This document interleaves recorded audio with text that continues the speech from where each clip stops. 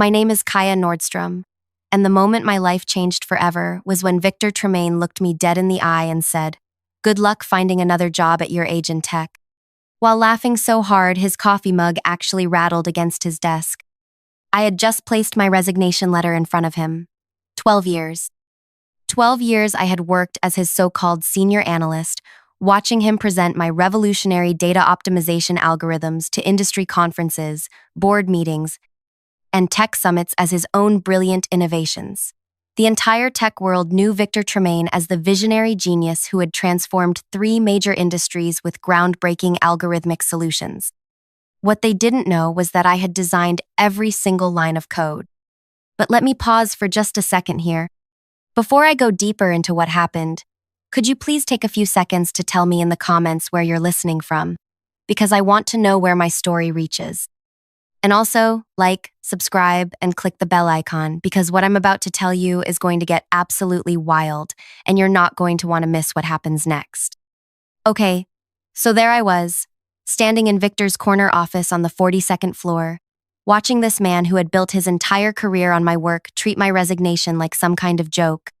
He was 53, silver-haired, always wore these expensive navy suits that probably cost more than most people make in a month. The kind of man who never questioned why he deserved to be at the top.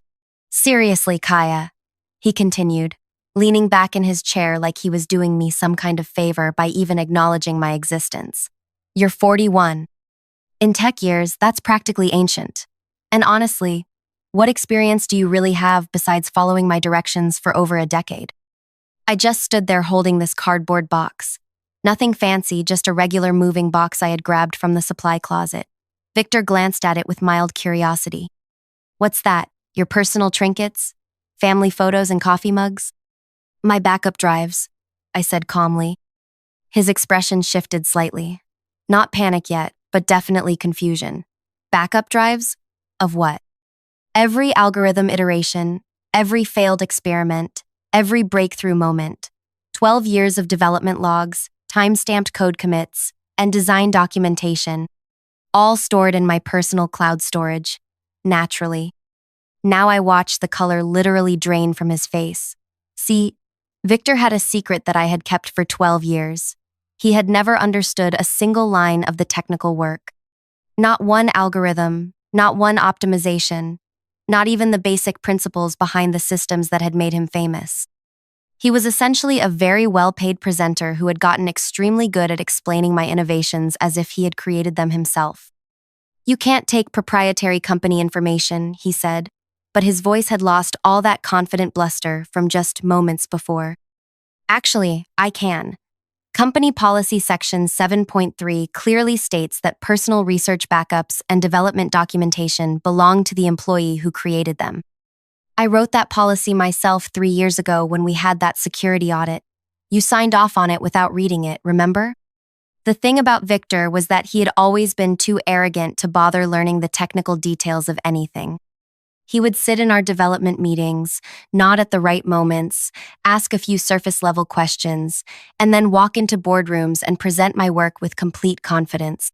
For 12 years, I had watched him take credit for algorithms that had revolutionized inventory management for major retail chains, optimized supply networks for global shipping companies, and created predictive models that saved manufacturing companies millions of dollars annually. "Kaya, let's talk about this reasonably," he said, standing up and trying to regain some authority. "Those algorithms were developed on company time, using company resources." "Using my brain," I interrupted. "My education, my creativity, my problem-solving abilities. And according to the intellectual property agreements you made me sign, any documentation I created for personal learning and development purposes belongs to me. I've been very careful about that for 12 years. The truth was, I had been planning this moment for exactly 18 months.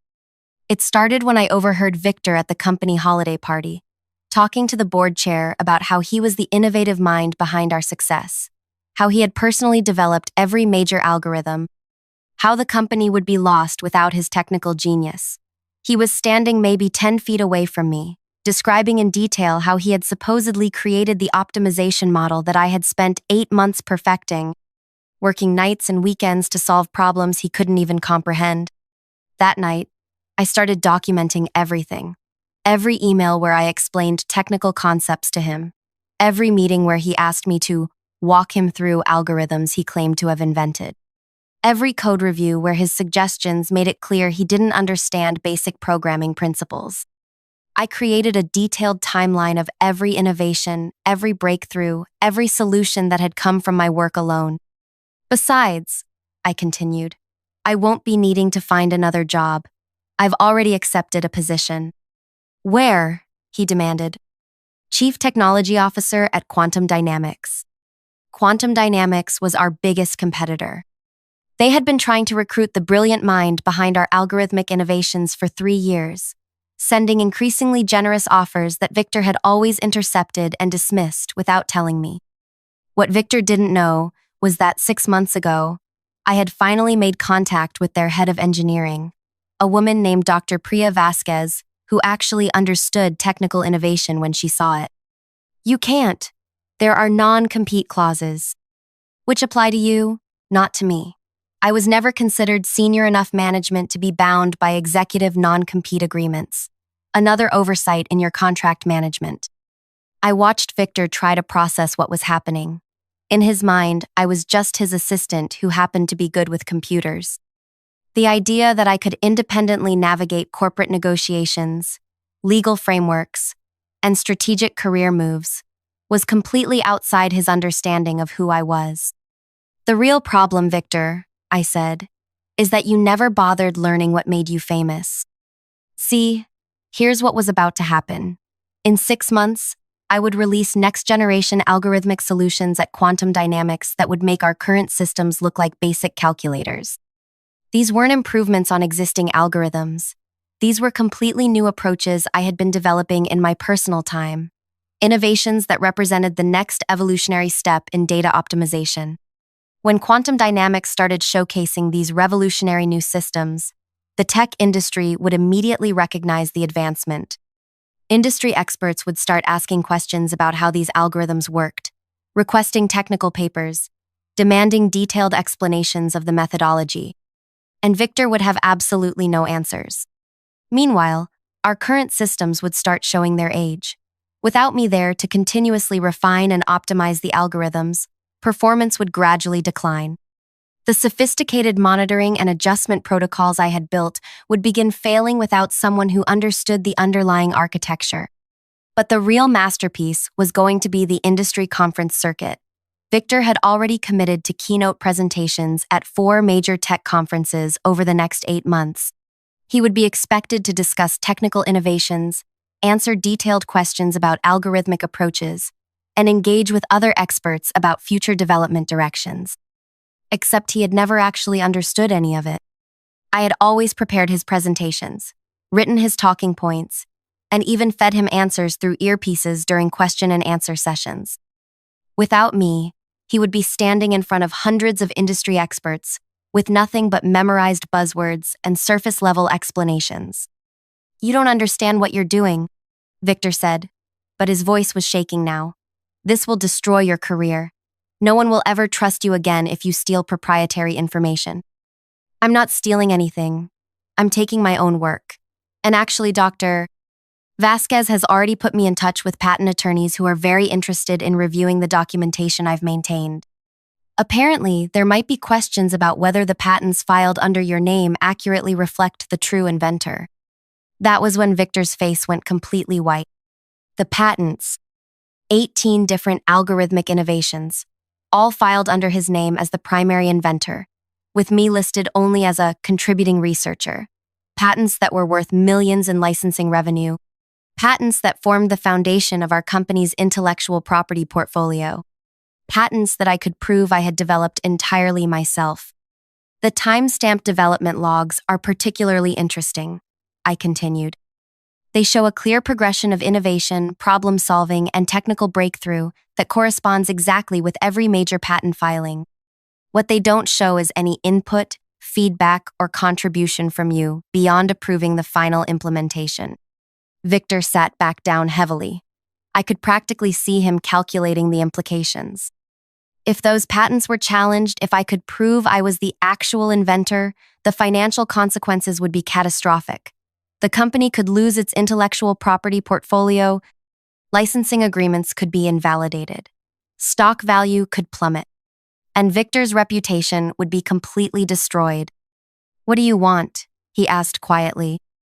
"I don't want anything from you, Victor. I'm just leaving. But I thought you should know what's coming." I turned toward the door, carrying my box of backup drives. 12 years of innovation, 12 years of breakthrough solutions, 12 years of technical genius that had been credited to a man who couldn't write a basic sorting algorithm if his life depended on it. "The really tragic part," I said, pausing at the office entrance, "is that if you had just given me proper credit, if you had acknowledged my contributions, if you had treated me as a partner instead of a subordinate, none of this would be happening. I would have been happy to stay and continue developing innovations under shared recognition." "Kaya, wait." But I was already walking away, down the hallway where I had spent 12 years being invisible, past the conference room where Victor had presented my work to countless executives, past the desk where I had solved problems that he couldn't even understand. The elevator doors closed, and I watched the floor numbers descend. 42, 41, 40, 39. My phone buzzed with a text message from Dr. Vasquez. "Legal has reviewed your documentation. Patent attorneys want to meet next week. This is going to be bigger than we thought." I smiled for the first time in months. Because what Victor didn't know was that this was just the beginning. The backup drives, the documentation, the patent challenges, those were just the opening moves. What was really going to destroy him was something much simpler and much more devastating. In exactly 3 weeks, Victor was scheduled to deliver the keynote presentation at the International Conference on Algorithmic Innovation. 3,000 of the world's leading tech experts would be watching. The presentation topic was Next Generation Optimization, Revolutionary Approaches to Complex Problem Solving. It was going to be broadcast live, recorded for posterity, and attended by journalists from every major tech publication. And Victor was going to have to deliver that presentation without me writing his talking points, without me preparing his slides, without me feeding him answers through an earpiece. He was going to have to stand in front of the entire tech industry and explain algorithms he had never understood, discuss innovations he couldn't comprehend, and answer technical questions about work he had never actually done. The elevator reached the ground floor, and the doors opened to the lobby where I had entered as an invisible senior analyst 12 years ago. But I was walking out as something completely different. I was walking out as someone who was about to change everything. 3 weeks passed, and I watched Victor's world crumble from my new office at Quantum Dynamics. Dr. Vasquez had given me a corner suite on the 38th floor with windows overlooking the city, a team of 12 brilliant engineers, and a development budget that was triple what Victor had ever allocated for innovation. But the real entertainment was watching Victor's social media presence. See, Victor had always been extremely active on professional networking platforms. Daily posts about innovation, philosophy, leadership insights, technical breakthroughs, the kind of content that had built his reputation as a thought leader in algorithmic development. Except now, with me gone, his posts were becoming increasingly desperate and obviously shallow. 3 days after I left, he posted about the importance of collaborative development environments. 5 days later, it was leveraging team expertise for optimal outcomes. By the second week, he was just sharing articles written by other people with vague comments like, "Interesting perspectives on emerging technologies." The tech community was starting to notice. Comments on his posts were shifting from respectful engagement to subtle questioning. Would love to hear your technical take on the implementation challenges mentioned here, Victor. Could you elaborate on how this approach differs from your optimization methodology? Victor couldn't answer any of them. Meanwhile, I was having the time of my life. Dr. Vasquez had introduced me to the engineering team as their new CTO, and when I walked them through my next-generation algorithmic approaches, the room went completely silent. Not confused silence, impressed silence. "This is at least 5 years ahead of anything I've seen in the industry," said Chen Wei, our senior software architect. "How long have you been developing these concepts?" "About 3 years in my spare time.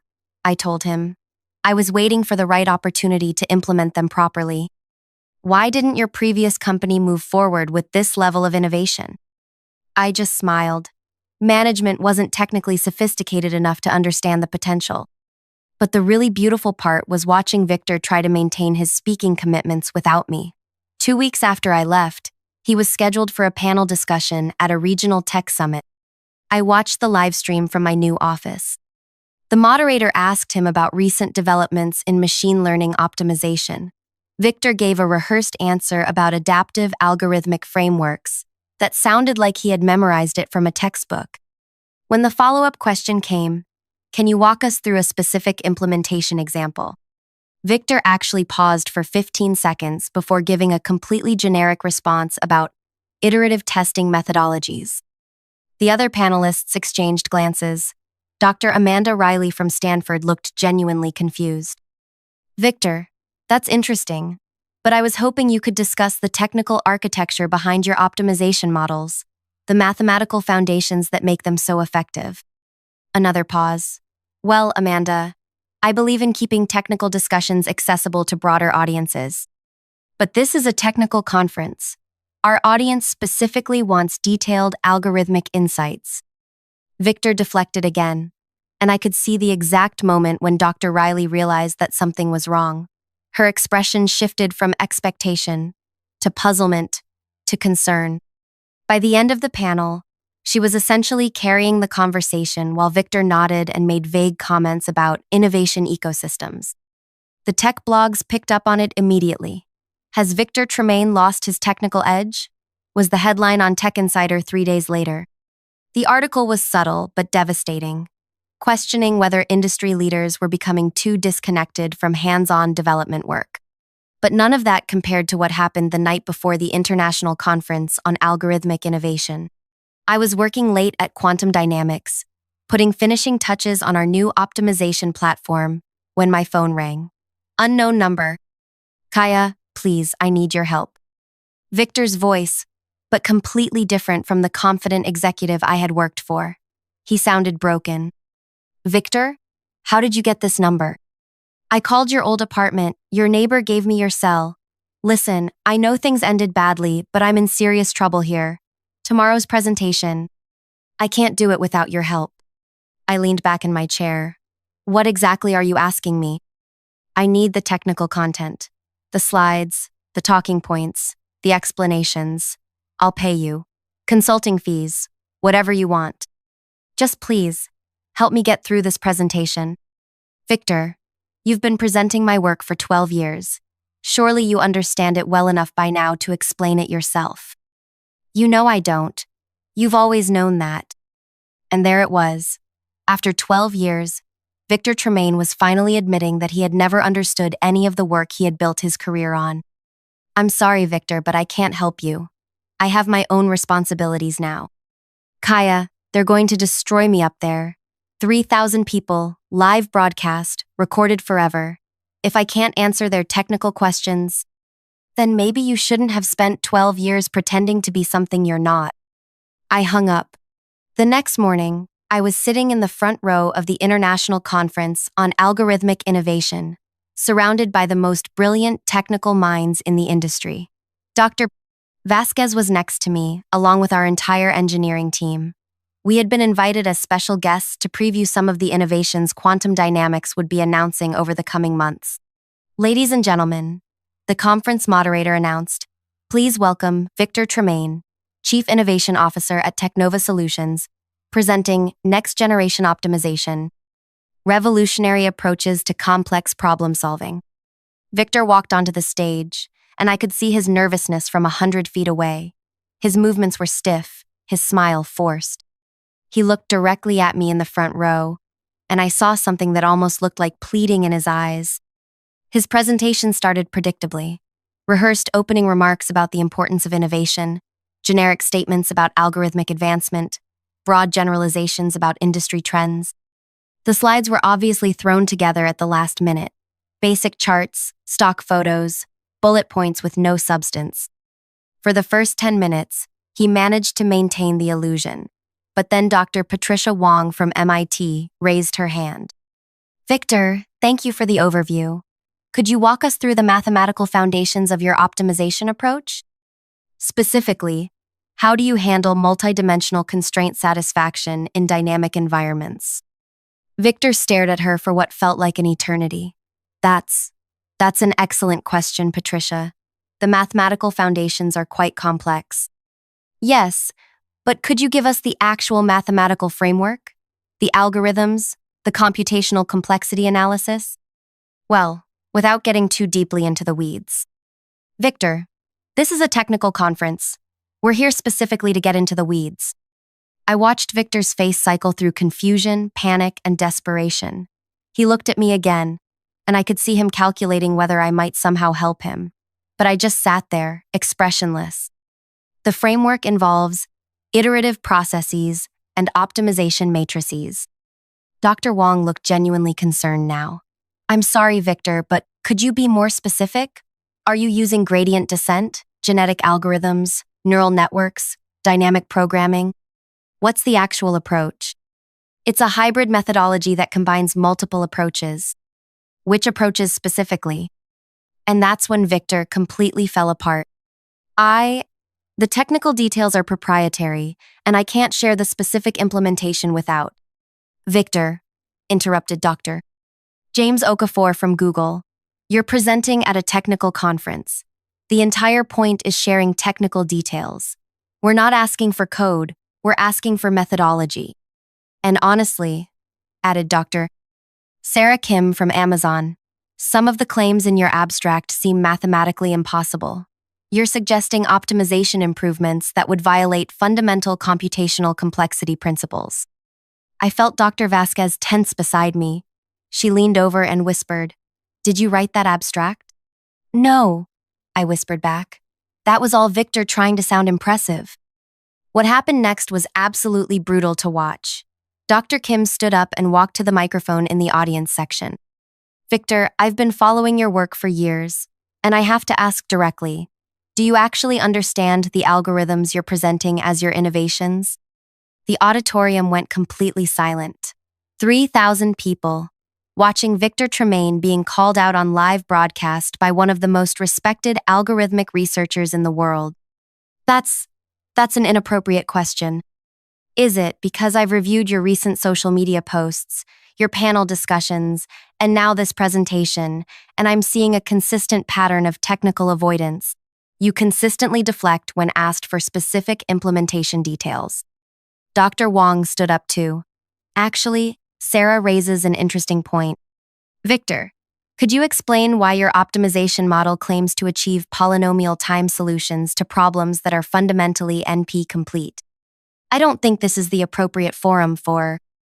This is exactly the appropriate forum. Dr. Okafor was standing now. You're making claims about revolutionary algorithmic breakthroughs. We're asking you to explain how they work. And then something happened that I hadn't planned. Something that made this moment even more perfect than I had imagined. Dr. Vasquez stood up. Actually, I think I can answer these questions, she said, her voice carrying clearly through the auditorium sound system. Every head in the room turned toward her. Victor looked like he was about to pass out. Dr. Vasquez, the moderator said, clearly confused, you're not scheduled to present until this afternoon. I know, but I think there's been a significant misunderstanding about the source of these algorithmic innovations. The optimization models that Victor has been presenting for the past 12 years? They weren't developed by Victor or his team at Technova Solutions. The auditorium erupted in confused murmuring. They were developed by Dr. Kaya Nordstrom, who recently joined Quantum Dynamics as our Chief Technology Officer. Dr. Vasquez gestured toward me, and suddenly 3,000 pairs of eyes were focused on me instead of Victor. Kaya, would you like to explain the mathematical foundations that Victor seems unable to discuss? I stood up slowly, my heart racing but my mind completely clear. Actually, I said, I'd be happy to. I walked to the stage, past Victor, who looked like he was frozen in place. The moderator handed me the microphone, and I looked out at an auditorium full of the world's leading algorithmic researchers. The optimization model that Dr. Kim questioned achieves polynomial time solutions by restructuring the problem space rather than solving NP-complete problems directly, I began. Instead of treating constraint satisfaction as a single complex problem, the algorithm decomposes it into a series of interconnected optimization tasks that can be solved independently and then integrated using a novel convergence methodology I developed. I could see faces in the audience lighting up with understanding and interest. Dr. Wong asked about mathematical foundations. The core approach uses modified Lagrangian multipliers combined with adaptive gradient descent, but the breakthrough was realizing that you could treat the constraint space as a dynamic manifold and use differential geometry to optimize the search path. For the next 20 minutes, I walked through the technical details of algorithms that had revolutionized 3 industries. I explained the mathematical principles, the computational complexity analysis, the implementation challenges, and the innovative solutions I had developed. The audience was completely engaged, asking sophisticated technical questions that I answered easily and thoroughly. These were the conversations I had dreamed of having for 12 years, discussions with brilliant minds who understood and appreciated the complexity of the work. When I finished, the auditorium erupted in applause. Standing ovation from 3,000 technical experts who finally understood what they had been seeing in the industry for over a decade. Victor was still standing on the stage, but he looked completely forgotten, irrelevant. Dr. Kim approached the microphone again. Kaya, this is fascinating work. But I have to ask, if you developed these algorithms, why has Victor Tremaine been presenting them as his innovations for 12 years? I looked directly at Victor, who was standing maybe 10 feet away from me. That's a question you should ask him. The auditorium went silent again, waiting for Victor's response. We worked as a team. Collaborative development.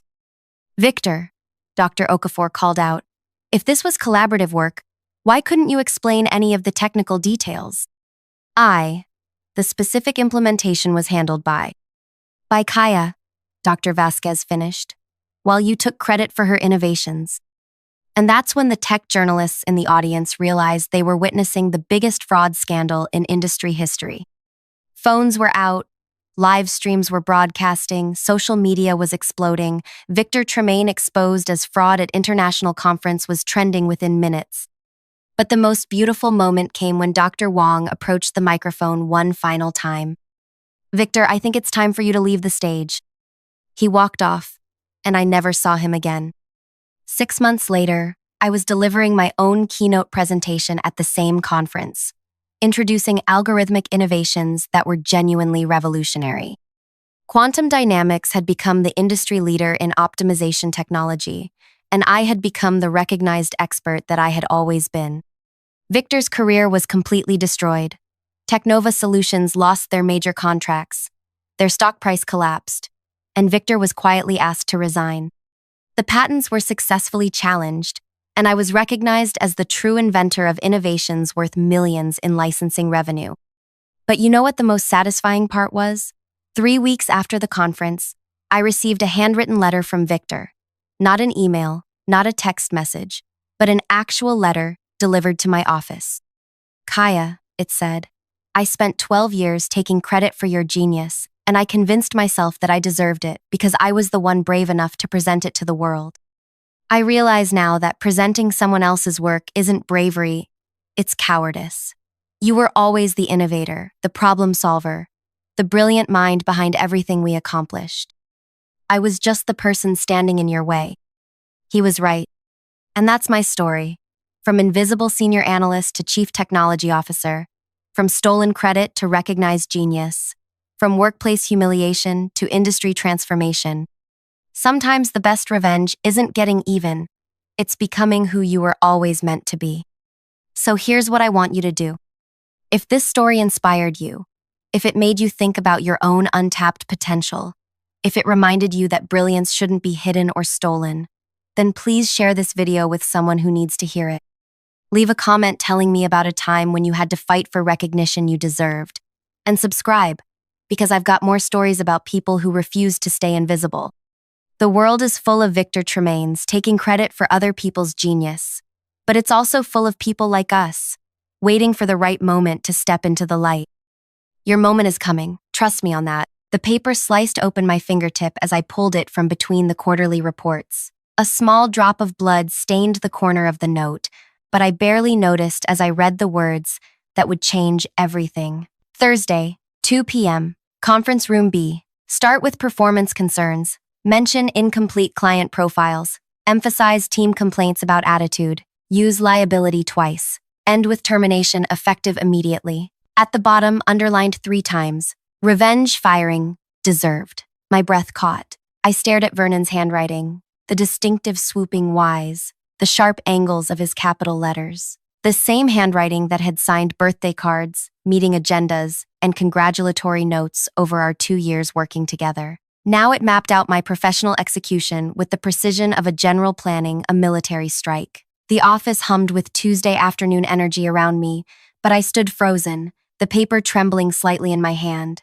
Vernon walked past, catching my eye with a friendly nod before noticing what I held. His face shifted, shock, fear, then something harder settling across his features. That's private, he said, voice low but sharp. Is it? I whispered, looking down at the note again. Because it seems to be about me. He stepped closer, lowering his voice. Life isn't fair, Kit. Some people get everything handed to them. Others have to take what they deserve. And you deserve my job? I deserve not to be overlooked again. His eyes gleamed with something cold. You should call in sick Thursday. Make this easier on yourself. As he walked away, I noticed our department head watching from across the room. She quickly turned back to her computer, but the brief eye contact confirmed my suspicion. She knew about this plan. Maybe she'd even approved it. 2 years of collaboration. Hundreds of projects completed together. Countless times I'd covered for Vernon's mistakes or helped him understand procedures he struggled with.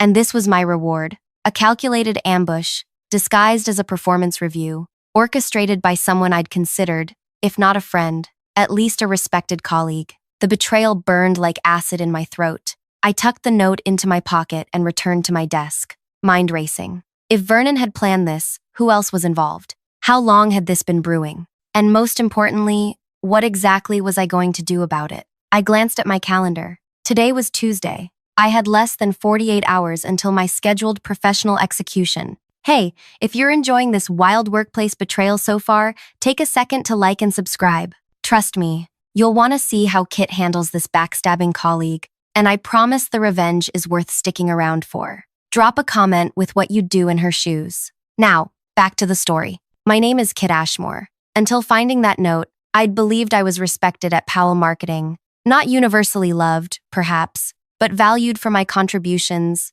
and work ethic. I'd started as an assistant 4 years ago and worked my way up to senior project manager through consistent results and long hours. When Director of Client Relations had opened up last month, I'd been quietly confident about my chances. Vernon had joined the company 2 years after me. I'd been assigned to train him, showing him our systems, introducing him to clients, even inviting him to lunch with our team his first week. He'd been charming, quick to learn, and eager to please. We'd worked well together, or so I'd thought. The signs had been there, though. The small comments when projects succeeded. Kit got lucky with the timing on that one. The way he'd interrupt me in meetings to rephrase my ideas as his own. The clients who suddenly requested to work with him instead of me, after years of solid relationships. I'd dismissed these as normal workplace friction. Competition was natural in our field. Not everyone became friends. But revenge firing? What had I done to deserve revenge? I spent Tuesday night dissecting every interaction with Vernon, searching for the trigger that had turned a colleague into an enemy. The pieces came together slowly. The director position, my recent commendation from the CEO, the major client who'd specifically requested me for their rebranding. Vernon hadn't wanted friendly competition. He'd wanted domination. Wednesday morning arrived with a headache and a plan forming. I arrived early, before most of the office, and headed straight to IT. Morning, Kit, greeted Zoe, our systems administrator. You're here early. Need a favor, I said, keeping my voice casual. I think I accidentally deleted some important emails from last month. Any way to recover them? Zoe pushed her glasses up. Your deleted items folder should keep them for 30 days. Already checked. These would be from specific people. I slid her a post-it note with Vernon's name and our department head, Penny. Her eyebrows rose slightly. This is unusual. It's for the Westbrook project review. I lied smoothly. Need to verify some approval timestamps. Zoe hesitated, then nodded. Give me an hour. I'll send what I find to your secure folder. I spent that hour organizing my desk, backing up personal files, and photographing my current project's status. If Thursday went as Vernon planned, I needed evidence of my work. At 10 a.m., I checked my secure folder. Zoe had come through magnificently. There, in neatly organized files, was my evidence. Dozens of emails between Vernon and Penny discussing my performance issues, dating back 3 months. Messages where Vernon claimed credit for my work, forwarded client communications that had never reached me. The most damning email was from just last week. Thursday's meeting is set. HR has reviewed the documentation and approved the termination based on the evidence provided. Kit won't see this coming. The director position announcement will go out Friday morning with your recommendation. My hands shook, but not from fear anymore. The betrayal had crystallized into something harder, colder. They hadn't just planned to fire me. They'd fabricated reasons, manipulated evidence, and scheduled my replacement before I even knew I was leaving. During lunch, I noticed Vernon and Penny in deep conversation by the break room. Vernon laughed, checking his watch before nodding emphatically. Penny patted his shoulder like a proud mentor. Celia from HR walked past my desk that afternoon, giving me a sympathetic smile that confirmed my suspicions further. The entire machinery of my termination was in motion, everyone playing their assigned roles. That evening, instead of going home, I drove to our biggest client's office. Marcus Hollister, CEO of Hollister Brands, had always appreciated directness. "Kit," he greeted me, surprised to find me in his lobby at 6 p.m. "Is something wrong with the campaign?" "No, but there's something you should know about tomorrow." I laid out what I'd discovered, showing him select emails that mentioned his account specifically. His expression darkened as he read Vernon's claims to have been the real creative force behind their successful rebrand. "This is concerning," Marcus said finally. "You've been our contact for 3 years. The work has been exceptional. Thank you. I'm not here to create problems, but I wanted you to know directly from me that changes might be coming. Vernon may claim he's been handling your account all along." Marcus folded his hands. "What do you need from me, Kit?" "Just the truth, if anyone asks." He nodded slowly. "I can do better than that." I left his office with my first ally, but I needed more. I spent that night making calls, sending emails, and preparing for Thursday's ambush. Sleep came in fragments, interrupted by new ideas and contingency plans. By dawn, I felt hollow-eyed but resolute. Thursday morning brought artificial normalcy to the office. Colleagues avoided eye contact. Vernon practically bounced with barely concealed excitement. Penny emerged from her office only briefly, checking her watch with pointed significance when she saw me. At 1:45 p.m., my phone rang. "Conference room B has a plumbing issue," said the receptionist. "Your 2 p.m. meeting has been moved to the main conference room." My heart skipped. The main conference room had glass walls, and totally visible to the entire office. They'd moved my humiliation to a fishbowl for maximum impact. At 1:55, I gathered my notebook, phone, and a slim folder. Vernon passed my desk, already wearing his victor's smile. "Good luck in there," he said, voice dripping with false concern. I looked up at him, keeping my expression neutral. "Thanks, Vernon. I think today will surprise everyone." His smile faltered slightly before he recovered. "Just remember, business isn't personal." "No," I agreed, standing to face him directly. "But betrayal always is."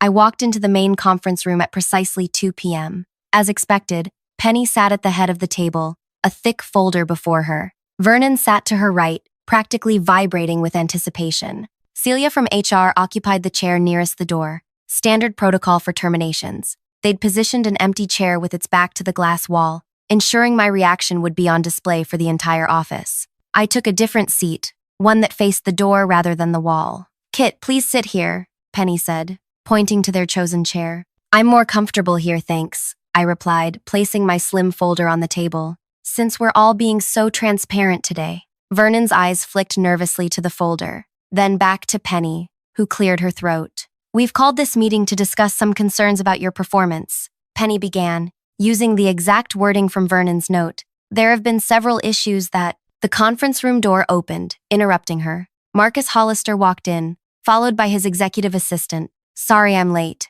he said, though he hadn't been invited. Penny's mouth opened, then closed. Mr. Hollister, we're in the middle of an internal meeting. Yes, about Kit's performance, Marcus said, taking the seat beside me. Since Hollister Brands represents 20% of your annual revenue, I thought my input might be relevant. Vernon's face had gone sheet white. Penny recovered more quickly. While we appreciate your business, this is a private personnel matter. The door opened again. This time, it was Reggie Townsend, our CEO, accompanied by Diane from legal. I invited them, I said quietly. Reggie took in the scene with narrowed eyes. Penny, I understand you're conducting a performance review that might result in termination? Yes, sir. We have documented evidence of… Interesting, Reggie interrupted. Since terminations at Kit's level require my approval, and I've received no such request. The atmosphere in the room shifted palpably. Vernon looked like he might be sick. Penny's professional mask slipped for just a moment, revealing panic before she composed herself.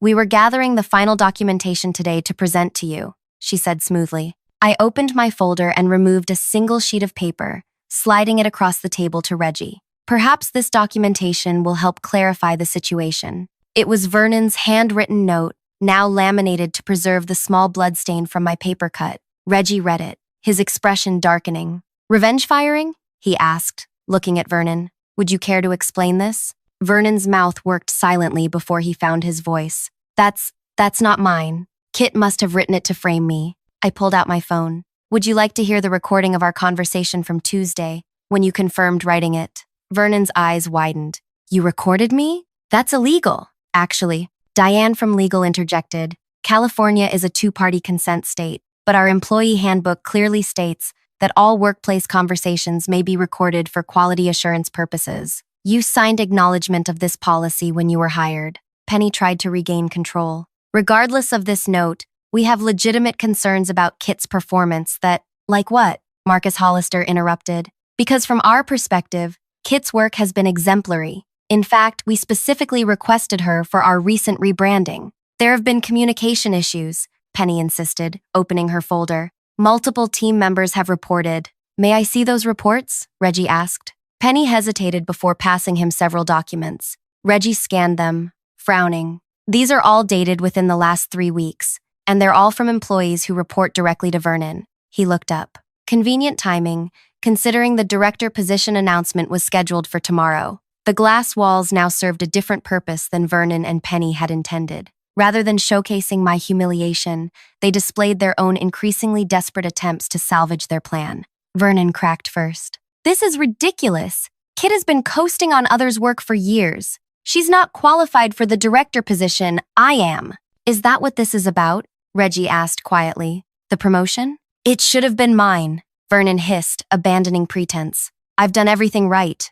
Networked with the right people, put in extra hours, learned everyone's weaknesses, but it's never enough because perfect Kit is always there, stealing opportunities that should go to people who deserve them. The room went silent. Vernon seemed to realize what he'd admitted and sank back in his chair. I think we've heard enough, Reggie said. Diane, please escort Vernon to his desk to collect his personal items. His employment is terminated, effective immediately. Vernon stood so abruptly, his chair toppled backward. You can't do this. Penny approved everything. She helped me plan it. All eyes turned to Penny, who had gone very still. That's absurd, she said, but her voice lacked conviction. I would never authorize something so unprofessional. I removed another document from my folder, the email where she had done exactly that. As Diane led a still protesting Vernon away, Reggie turned to Penny. We'll continue this discussion in my office. Now. They left, leaving me alone with Marcus and Celia from HR, who looked shell-shocked. I should go document something, Celia muttered, gathering her things and fleeing the room. Marcus turned to me with raised eyebrows. Remind me never to cross you. I let out a shaky breath. I didn't want it to happen this way. No? He looked skeptical. I wanted to expose the truth, I clarified. The method was their choice. As I left the conference room, colleagues quickly pretended they hadn't been watching. A few offered hesitant smiles. Others looked away guiltily. They'd known what was coming and said nothing. I returned to my desk, legs surprisingly steady, and began organizing my files as if it were any normal Thursday afternoon. But inside, I felt hollow. I'd survived the ambush, even turned it around on my would-be executioners, but the betrayal still cut deep. The truth was, Vernon and I had once been more than colleagues. We'd never officially dated, workplace romances being discouraged, but there had been late nights working on projects that turned into dinner, drinks, confidences shared. I'd believed we had a connection beyond the professional. Then came the Hollister rebranding pitch. We'd both worked on concepts, but in the final meeting, Marcus had strongly preferred my approach. I'd tried to acknowledge Vernon's contributions, but the client had been clear. They wanted my vision, my execution. After that, something changed. Vernon's friendly messages stopped. His assistants became reluctant, then non-existent. I'd attributed it to normal professional disappointment, never imagining the depth of resentment brewing beneath his friendly facade. I was collecting my things to leave when Reggie appeared at my desk. "Kit, do you have a moment?" We walked to his office in silence. Once inside, he gestured for me to sit. "Penny has been suspended pending further investigation," he said without preamble. "Her involvement appears more extensive than Vernon implied." I nodded, unsurprised. "The director position," he continued. "It was always going to be yours. The announcement was scheduled for Monday." "Monday?" I frowned. "Vernon's note mentioned Friday." "Exactly." Penny moved the timeline to create urgency for their plan. She told Vernon it was happening Friday to pressure him into acting quickly. Reggie leaned forward. "They were going to fire you." Then Penny would claim the client relationships were at risk and needed immediate leadership. Vernon would be the only viable option on such short notice. The calculated nature of it made my stomach turn. "And you believe that would have worked?" "It might have," Reggie admitted. "With you gone and Vernon positioned as the savior of our biggest accounts, I would have faced significant pressure to promote him immediately." The realization of how close they'd come to succeeding washed over me. "If I hadn't found that note, the position is still yours," Reggie said, "if you want it." I hesitated. "What about the others who knew? The colleagues who watched this happen and said nothing?" Reggie looked uncomfortable. "Office politics are complicated, Kit." "Yes," I agreed. "They are." I left without giving him an answer. The promotion had been my goal for months, but now it felt tainted. Would I always wonder who else had been complicit? Who else might be waiting for their chance to undermine me? The office was nearly empty as I walked back to my desk. Only Zoe from IT remained, typing furiously at her computer. "Thanks for your help yesterday," I said as I passed. She looked up, fingers pausing. "I heard what happened. Vernon had it coming." "You knew him well?" She snorted. "Well enough. He corrupted my database last month, then reported me for the system crash. Almost cost me my job." I stopped. "He did what?" "Planted errors in the code, then acted like the hero who discovered the problem." "Classic Vernon." She shrugged. "No way to prove it was him, though." "How many others?" I asked quietly. Zoe's eyes met mine. "More than you think." Vernon was methodical. Anyone he saw as competition, anyone who didn't worship him, anyone who called him out. They all had performance issues eventually. I sank into the chair beside her desk, mind racing. This wasn't just about me or the promotion. This was a pattern, one that Penny had enabled, perhaps even encouraged. "Do you have records?" I asked. "I'm a systems administrator," Zoe replied with a small smile. "I have records of everything." That night, instead of celebrating my narrow escape, I invited Zoe to my apartment. Over takeout and wine, she showed me what she'd been collecting for months. Evidence of Vernon's sabotage across multiple departments, affecting at least 7 employees. 3 had been fired, 2 had quit, 1 had been demoted. The last, Zoe herself, had narrowly escaped professional damage. "Why didn't you report this?" I asked, scrolling through the damning files. "To who?" "Penny." She protected him. "HR?" They took his side every time. Zoe took a sip of wine. Besides, individual incidents looked like mistakes or miscommunications. It's only when you see the pattern that it becomes clear. I thought about the people who'd lost their jobs, their reputations, their confidence, all because of Vernon's ambition and Penny's protection. My own narrow escape suddenly seemed less important compared to the wider damage they'd caused. "Vernon's gone," I said slowly, "but Penny's only suspended, and the culture that allowed this still exists." "What are you thinking?" Zoe asked. I closed her laptop, mind made up. "I'm thinking that surviving their attack isn't enough. Not for me, and definitely not for everyone else they hurt." "Revenge?" Zoe raised an eyebrow. "Justice," I corrected. "And prevention. What they did to me, to us, it can't happen again." Zoe studied me for a long moment. "You know, director positions have access to all departmental communications, past and present." The implication hung in the air between us. With the right position, I could expose not just what Vernon and Penny had done, but the systematic problems that had allowed their behavior to flourish. I haven't accepted the promotion yet, I said. Maybe you should. Zoe's eyes gleamed with something between mischief and vengeance. Sometimes you need to be inside the system to fix it. I picked up my phone and composed a brief message to Reggie. I'll take the position, starting Monday. So what's the plan? Zoe asked as I set down my phone. I smiled, the first genuine smile since finding Vernon's note. First, we gather everything you have. Then, we find everyone they hurt. After that, well, Penny only thinks she knows what revenge looks like. As we clinked glasses,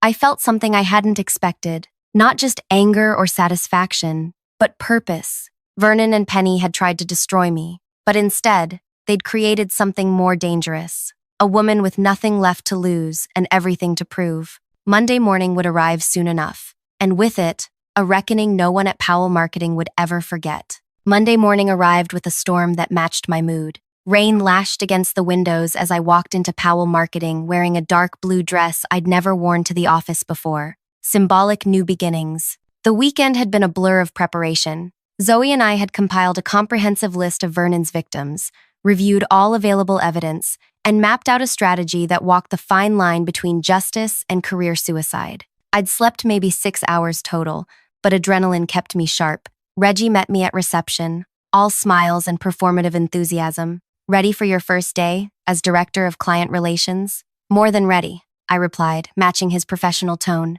The office felt different as we walked through. Colleagues who had avoided eye contact on Thursday now offered congratulatory smiles. Amazing how quickly allegiances shifted when power changed hands. My new office, what would have been Vernon's if his plan had succeeded, was spacious with windows overlooking the city. Reggie handed me a temporary access card. It will set up your permanent credentials this afternoon, he explained. Full system access, departmental files, client database, everything you need. I nodded, setting my bag on the desk that now belonged to me. Any update on Penny? His smile tightened. Still suspended pending review. The board meets Wednesday to discuss next steps. And the staff who knew about Thursday's plan? Reggie shifted uncomfortably. We're handling each case individually. No need for you to worry about that now. Translation. They were protecting anyone valuable enough to keep. Of course, I said smoothly. I'll focus on stabilizing client relationships.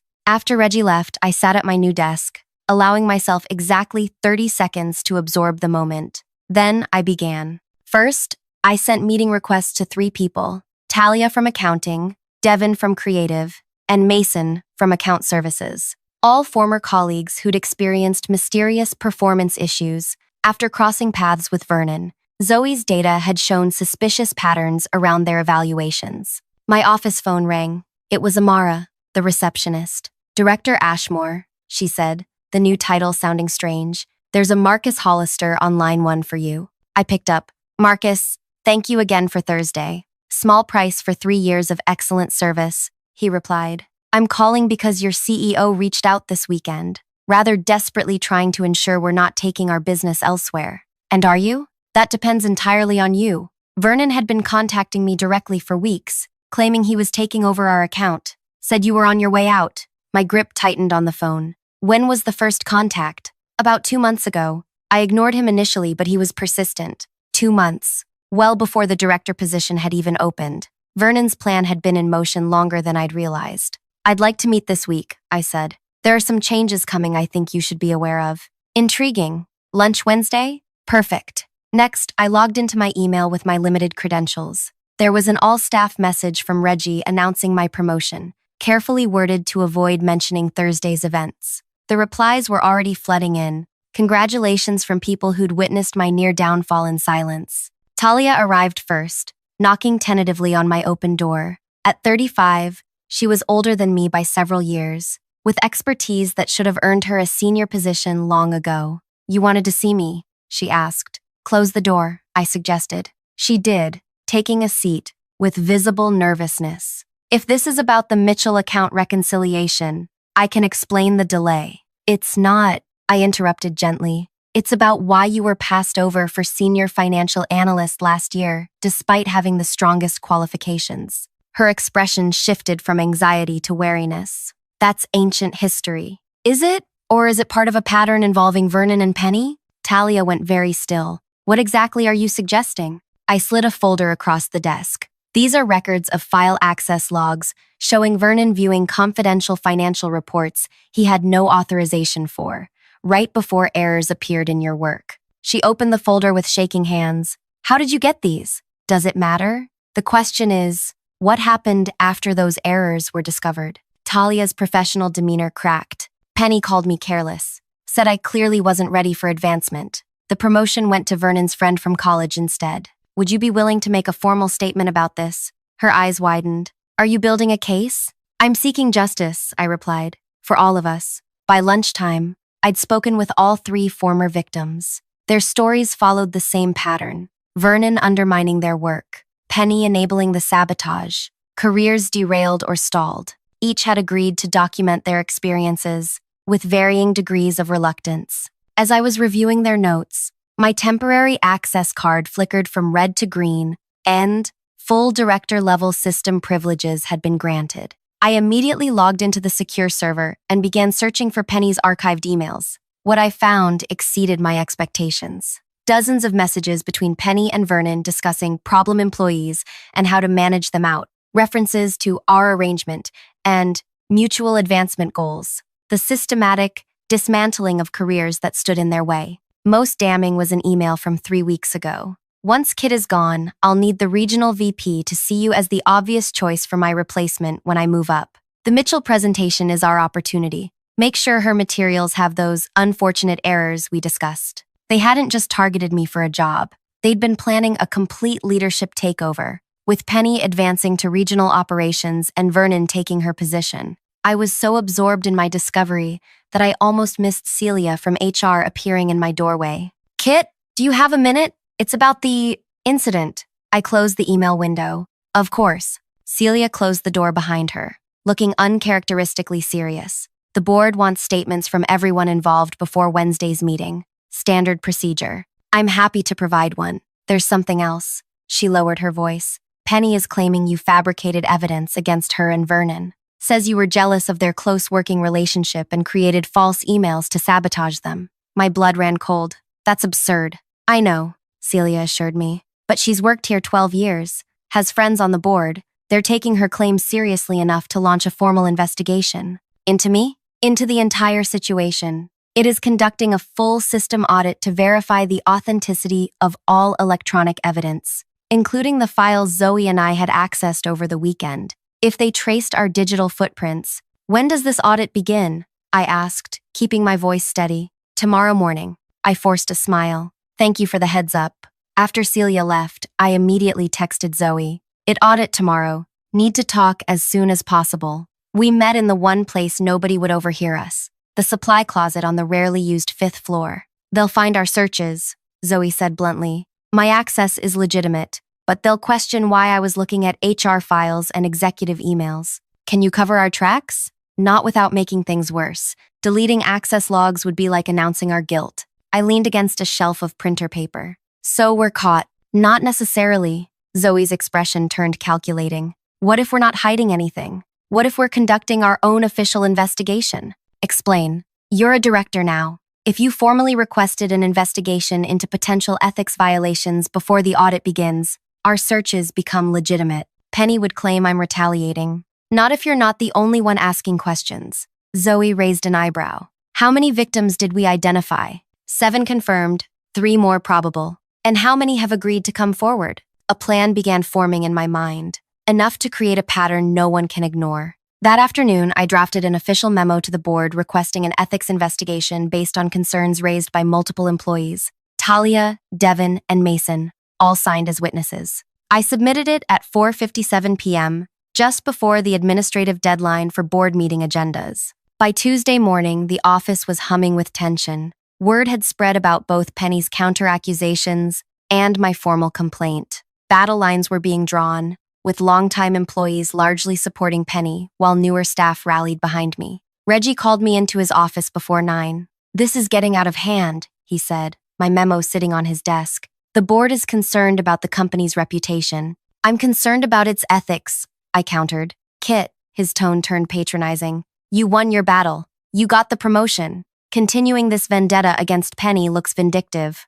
Vendetta? I repeated. 7 careers were damaged or destroyed. This isn't about me anymore. The board sees it differently. They're prepared to offer Penny early retirement with full benefits if you'll drop this investigation. And sweep everything under the rug? I shook my head. Not happening. Reggie's expression hardened. Then you should know Penny's submitted evidence suggesting you and Vernon had a personal relationship that ended badly. She's claiming this is all motivated by romantic rejection. The accusation hit like a physical blow. Those private dinners, the confidences shared. Vernon had apparently told Penny everything, twisted to serve their narrative. That's a lie, I said, though technically it wasn't entirely false. We had been close once, but I'd ended any potential romance when I realized his interest spiked after my successful projects. Truth doesn't always matter in these situations, Reggie said. Perception does. And right now, the perception is of a messy workplace drama rather than ethical violations.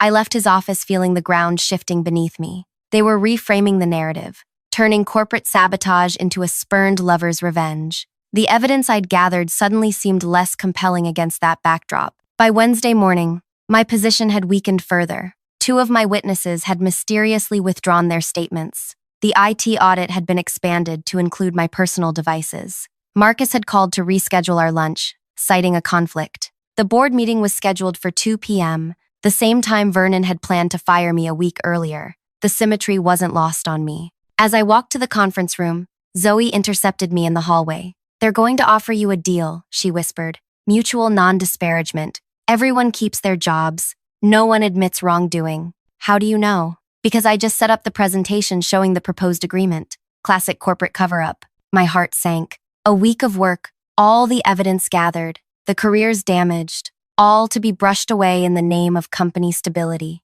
I entered the boardroom with my head high despite the sickening feeling in my stomach. 12 board members sat around the massive table, with Reggie at the head. Penny sat on one side, looking confident. Kit, Reggie began, thank you for joining us. We've reviewed all submitted materials regarding the situation between you, Vernon, and Penny. I nodded, saying nothing. After careful consideration, we believe the most productive path forward is a mutual resolution. He slid a document toward me. This agreement stipulates that all parties cease investigation into past events, maintain confidentiality, and commit to professional collaboration moving forward. I didn't touch the paper, and if I refuse, one of the board members, an older man I recognized as the company founder, cleared his throat. Then, unfortunately, we would need to consider whether your continued employment serves the company's best interests. A clear threat. Sign or be fired. Exactly what Vernon and Penny had planned, just through different means. I looked around the table at these powerful people ready to sacrifice ethics for convenience. Then I pulled out my phone and placed it on the table. Before I respond, I said calmly, I'd like you all to listen to something. I pressed play. Doesn't matter what actually happened, came Reggie's voice. We need this to disappear before clients hear about it. Offer her the agreement. If she doesn't sign, terminate immediately and control the narrative. A woman's voice, Penny's, responded. And my promotion to regional operations? Let's get through this first. But yes, the plan remains in place. I stopped the recording. The room had gone completely silent. That conversation happened in your office this morning, I said to Reggie. Before this meeting, you recorded us illegally, he sputtered. Actually, came a new voice from the doorway. It was recorded legally through the company's own security system. Marcus Hollister stood there, along with a woman in a tailored suit I didn't recognize. What is the meaning of this? Demanded the board chairman. Marcus stepped forward. I'm here as both a concerned client and a potential investor. This is Elaine Torres, from the Department of Labor's Ethics Division. Elaine nodded. We've received multiple complaints about systematic workplace harassment and retaliation at Powell Marketing. Given the pattern of allegations, we've opened a formal investigation. The board members exchanged alarmed glances. My lunch cancellation was strategic, Marcus explained to me. Elaine needed time to review the evidence before this meeting. What evidence? Reggie demanded.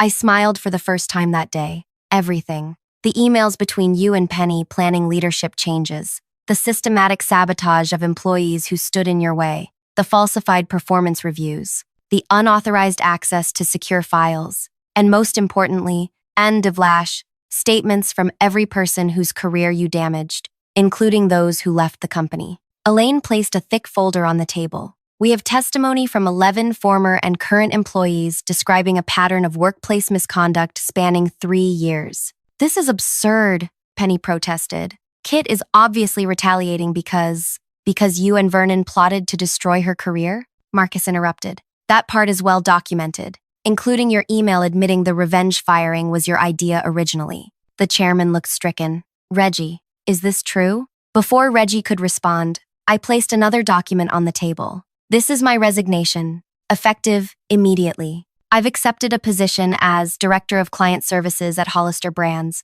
where Marcus has assured me ethical business practices are more than just words in a mission statement. I stood, gathering my things. The Department of Labor has everything they need to continue their investigation without me. I suggest you cooperate fully. Attempting to cover up labor violations only compounds the penalties. As I walked toward the door, the chairman called after me. Kit, wait, perhaps we can discuss this reasonably. I turned back one last time. I tried reason. I tried evidence. I tried following proper channels. You chose to protect the powerful rather than the victims. Now you can explain that choice to federal investigators and your shareholders. Marcus held the door for me as stunned silence filled the room behind us. Well played, he murmured as we walked away. I had good help, I admitted, thinking of Zoe, Talia, and every other person who'd found the courage to speak up. At the elevator, I found Zoe waiting with a small box of my personal items. Figured you might not want to clean out your office with everyone watching, she said. Thank you. I hesitated. For everything. She grinned. Don't thank me yet. My resignation letter goes in tomorrow. Marcus mentioned his IT department needs a new systems administrator. Already approved, I confirmed. And we need an accounting director too, if Talia's interested. As we walked out of Powell Marketing for the last time, rain still fell outside, but the storm in my heart had cleared. Vernon was gone. Penny would follow. The company that had valued politics over people would face its reckoning without me. My revenge wasn't firing them or exposing them publicly or even taking their jobs. It was creating something better from the ashes of what they'd tried to destroy. A workplace where talent was rewarded, not punished. Where ambition didn't require sabotage. 6 months later, the Powell Marketing sign came down from the building. The company had been acquired after their stock plummeted, following the Labor Department's findings. Reggie and 4 board members had resigned. Penny had been terminated and was fighting a civil suit from former employees. Meanwhile, Hollister Brands' marketing division, staffed by many familiar faces, had just won its biggest client ever, the company that had acquired Powell's remains. Sometimes the best revenge isn't what you take from others, but what you build for yourself. And sometimes, justice arrives in ways no one expects, not through a single dramatic moment, but through the collective courage of people who refuse to remain silent. If you've ever faced workplace betrayal or watched someone being unfairly targeted, drop a comment about how you handled it. Would you have done what Kit did or taken a different approach? Like and subscribe for more stories about workplace justice. And share this with anyone who needs a reminder that speaking truth to power isn't just right. Sometimes, it's the ultimate revenge. The steam rising from the 12-hour reduced demi-glace suddenly felt suffocating as Graham leaned against the prep counter, arms crossed over his expensive button-down. His mouth twitched into what some might mistake for a smile. Explain to me why the Chandler wedding party complained about lukewarm entrees, he said, tapping his watch. 200 guests, $30,000, and I'm getting texts about cold food. I wiped my hands on my apron. The venue changed the service time without telling us. We adjusted and still delivered everything within 10 minutes of, stop.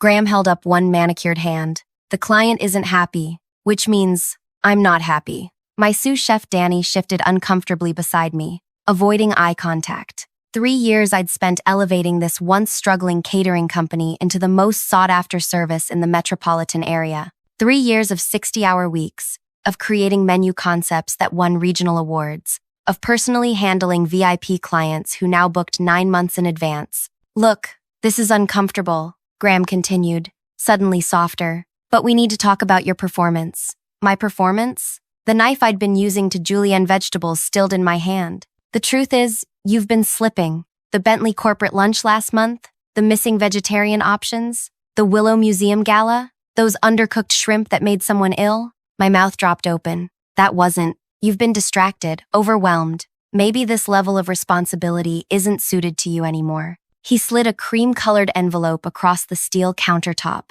interrupting the careful mise-en-place I'd spent 2 hours arranging. It sat between us like a grenade. 3-month severance. We'll need you to clear out today. The kitchen around me blurred. Through the haze, I spotted Danny's wide eyes and something else. A small, unmistakable smile pulling at the corner of her mouth.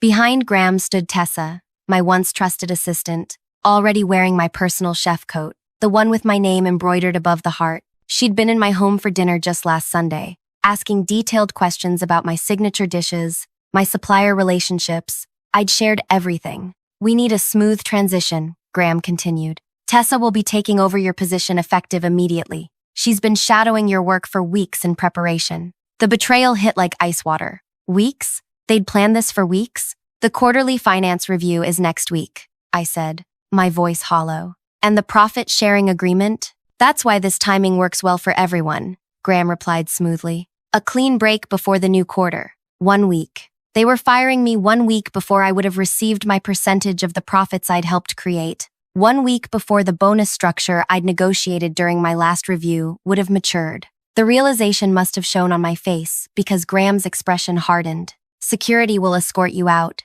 For everyone's comfort. I felt the eyes of every kitchen staff member burning into my back as a burly man in an ill-fitting suit appeared at my elbow. With mechanical movements, I untied my apron, the one I'd specially ordered with extra pockets for my tasting spoons and notebook, and placed it on the counter. My recipes, I said. My personal notes. Company property, Graham replied. Created on company time. The security guard gripped my elbow with unnecessary force as I was marched past stations where I'd trained every single person. Past the kitchen where I'd created the lobster roulade that made the food critic from the city paper weep. Past the wall where my Chef of the Year certificate had already been removed. Through the dining room window, I caught sight of Tessa directing my team, already wearing my authority like a borrowed designer dress. Our eyes met through the glass. She looked away first. Outside, the guard released me with a small shove toward the parking lot. Your personal belongings will be shipped, he muttered, almost apologetically.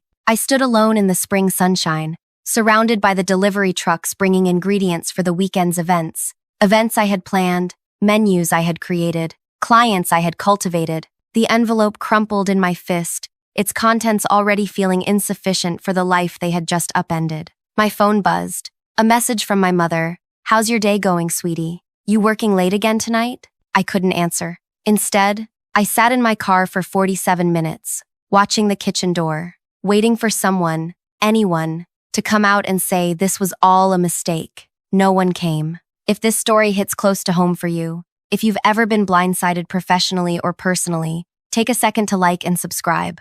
I share these real-life dramas because we all need to know we're not alone when life pulls the rug out from under us. Comment below if you've ever experienced workplace betrayal and how you handled it. Now, let's get back to what happened next. My name is Linnea Parker, at least that's what my friends call me. In professional kitchens, I was simply chef for most of my career, a title I'd earned through burns, cuts, 16-hour shifts, and culinary school debt I'm still paying off at 34. The week after my dismissal passed in a blur of numbness and disbelief. I applied to 7 restaurants, but word spreads quickly in the culinary world. Creative differences was the euphemism Graham's company used when called for references, spoken with just enough hesitation to raise alarm bells. By week 3, my savings were dwindling. I started selling kitchen equipment I'd collected over the years, the Japanese knives I'd saved for months to buy, the copper pans inherited from my grandmother. Each sale felt like parting with a piece of my identity. Former clients reached out with confusion. We specifically requested you for our anniversary dinner, one couple wrote. They said you left for personal reasons. Is everything okay? I didn't know how to respond. How could I explain I'd been discarded like spoiled produce? That the company had deemed me rotten when I was still perfectly good? Then came the rumors. A former colleague texted, heard you were drinking on the job. Another, someone said food costs rose 20% under your management. All lies. All carefully crafted to justify my removal. 6 weeks after my dismissal, I was considering a job at a grocery store deli counter when my phone rang at 2:17 a.m. Unknown number. Hello? I answered, voice thick with interrupted sleep, heavy breathing, then a whisper. Is this Linnea, the former head chef at Taste Creators? I sat up. Who's asking? It's Tessa, my replacement, my betrayer. I nearly hung up, but something in her voice, a tremor, a vulnerability, stopped me. They're going to fire me tomorrow, she said, words tumbling out between quiet sobs, just like they did to you. Performance issues? I guessed, bitterness coating my tongue. Yes, but it's impossible, she insisted. They've been sabotaging me. Orders get changed after I submit them. Delivery times get mixed up. Someone deleted all my digital recipe files from the system. My grip tightened on the phone. That's terrible, Tessa, I said flatly. Really breaks my heart for you. Please, she begged. I know I don't deserve your help, but there's more you need to know. I'm listening. They do this every quarter. I overheard Graham and the finance director at happy hour. They fire senior staff right before bonus periods to avoid payouts. There's a whole system. They've done this to 5 chefs before you. The revelation should have been shocking, but instead, it settled over me with disturbing clarity. Of course, it hadn't been personal. It was calculated. That's not all, Tessa continued, her voice dropping even lower. They're cutting corners everywhere, using expired ingredients, mislabeling allergens. I found invoices showing they bill clients for premium ingredients but use cheap substitutes. My mind flashed to the undercooked shrimp incident Graham had mentioned, the one where a guest got sick. I'd been bewildered because I'd personally checked every temperature. Had they deliberately served bad food and blamed me? Tomorrow, they're catering the governor's charity gala, Tessa whispered. All those violations will be present. They're serving farmed salmon labeled as wild, caught to the health commissioner himself. After hanging up, I paced my small apartment until sunrise, rage building with each step, not just for myself, but for every chef before me who had been discarded, for the clients who had been cheated, for the diners potentially exposed to foodborne illness. By morning, something had crystallized within me, harder than diamond, sharper than my best knife. I picked up my phone and called Danny, my former sous chef.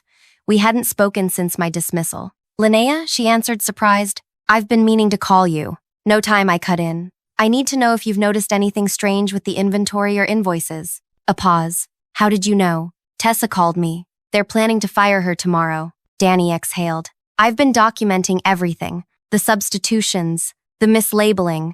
I was going to call you when I had enough proof. The governor's gala is tonight, I said. We don't have much time. What are you planning? Danny asked, a note of worry in her voice. I stared at the chef's knife I'd kept, the only one I couldn't bear to sell. My reflection distorted in its polished surface. Justice, I replied, but I need your help. By noon, I'd assembled an unlikely alliance. Danny, the sous chef whose silence during my firing still stung, had arrived at my apartment with a thumb drive and apologetic eyes. I thought speaking up would cost me my job, she admitted, placing the drive on my kitchen counter like an offering. I didn't know they were planning to cycle through all of us. The drive contained photos of inventory sheets with dates crossed out and rewritten, screenshots of altered invoices, and a log of menu changes made after approval. Small pieces of a larger deception. My phone buzzed with a text from Tessa. Graham moved up my performance review. It's happening at 5 today instead of tomorrow. He wants me fresh for the governor's gala tonight. They're accelerating the timeline, I told Danny. We need more evidence. I know someone who might help, Danny replied, hesitation in her voice. Marcel. Marcel had been the pastry chef before my arrival. His sudden departure had been explained away as pursuing other opportunities, but he'd never reappeared in any local restaurant. Now I understood why. When we arrived at his small bakery across town, the bell above the door announced us with a cheerful jingle that contrasted with Marcel's wary expression. You, he said, recognizing me instantly. The chef who replaced me. The chef who got replaced, I corrected. Just like you. His eyes narrowed, measuring the truth in my words. What do you want? To stop them from doing this to anyone else. 20 minutes and 2 espressos later, Marcel pulled out a leather-bound notebook from behind a row of specialty flowers. I kept records, he explained, flipping through pages of meticulous notes. Dates, times, altered orders. Graham claimed I'd overspent on ingredients, but I tracked every penny. They moved money around, made it look like my department was bleeding cash. He turned to a page marked with a red tab. This is the smoking gun. Email printouts where Graham discusses the quarterly talent refresh with accounting. They specifically target higher-paid staff before bonus periods. I skimmed the emails, my hands trembling. This is from 2 years ago. They've been doing this that long? Longer, Marcel confirmed. But no one's been able to prove it. We're all just disgruntled ex-employees with chips on our shoulders, right? The three of us huddled around my kitchen table, piecing together a fragmented history of deception. Marcel called 2 more former employees, a server named Jordan who'd been fired for mishandling client funds that had actually been skimmed by management, and a former event coordinator named Ash, who had documentation of venue complaints that had been hidden from me. By 4 o'clock, we had assembled enough evidence to show a pattern, but nothing definitively criminal that would trigger immediate action. We need something happening in real time, I said, frustrated. Something that can't be explained away. My phone buzzed again. Tessa, meeting in 30 minutes. What should I do? I typed quickly. Record everything if you can. We're working on a plan. Danny looked up from the stack of invoices she'd been studying. What about the governor's gala tonight? If they're serving mislabeled food to state officials,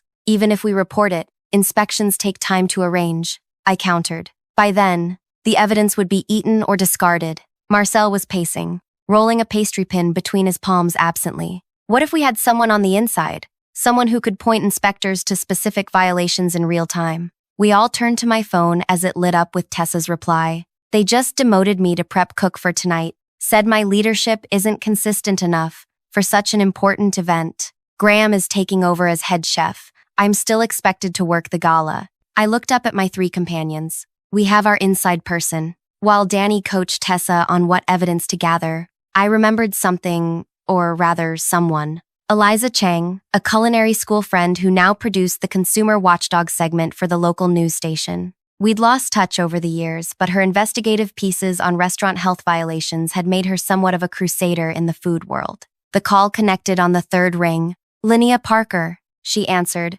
surprise evident in her voice. It's been ages. I have a story for you, I said, skipping pleasantries. A catering company serving potentially dangerous food to the governor's charity gala tonight. Silence, then. That's a serious allegation. What evidence do you have? Doctored invoices, mislabeled ingredients, documentation of a pattern of firings to avoid paying bonuses, and a current employee who can confirm everything in real time tonight. This catering company, Eliza said carefully. Would it happen to be your former employer? Yes. Another pause. Which makes you a disgruntled ex-employee with a potential vendetta? I have 4 other former employees with me right now, all with similar stories and documentation. This isn't about revenge, Eliza. It's about public safety. I could almost hear her journalistic instincts warring with her skepticism. The gala starts at 7. I need to see your evidence by 5 if we're going to mobilize a team. The next hour passed in a frenzy of scanning documents, organizing digital files, and creating a timeline of abuses. I kept checking my phone, waiting for updates from Tessa. Nothing. At 4:55, as we prepared to meet Eliza, my phone finally buzzed. I'm fired, Tessa wrote. Graham caught me taking photos of the salmon packaging. Security escorted me out. My heart sank. Our inside person is gone, I told the others. Marcel slammed his pastry pin down. That's it then. We're back to being disgruntled ex-employees with no way to prove current violations. The room deflated, our momentum evaporating. I stared at the collection of evidence. So much proof of past wrongdoing, yet nothing that could stop tonight's deception. My phone buzzed again. Tessa, but they forgot something. I still have my staff access card, and I know exactly where they're storing the counterfeit ingredients. Hope flickered back to life. She can still get us in, I told the group.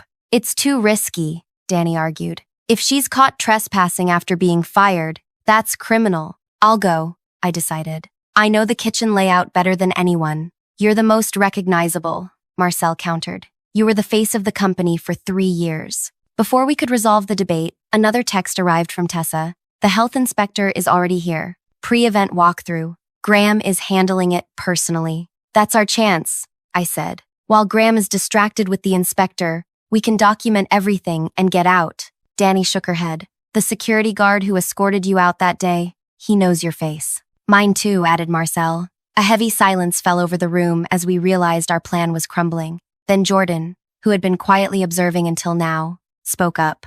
They don't know me, she said. I worked front of house, and it was years ago. I could go with Tessa. We all turned to look at her. Jordan's delicate features and quiet demeanor made her easy to overlook. but there was a determined set to her jaw. "Are you sure?" I asked. She nodded. "I lost my apartment after they fired me. Had to move back with my parents at 29. I want them to face consequences." The plan came together quickly. Jordan would meet Tessa at the service entrance. Using Tessa's access card, they'd slip into the kitchen during the pre-event inspection. Their job: document the mislabeled ingredients, take photos of altered invoices, and get out undetected. Meanwhile, the rest of us would meet Eliza with our compiled evidence, preparing her for what Jordan and Tessa might find. As we gathered our materials, a notification popped up on my phone, a social media alert for taste creators. They had just posted photos of the preparation for tonight's gala. In one image, Graham stood proudly beside a display of what was labeled as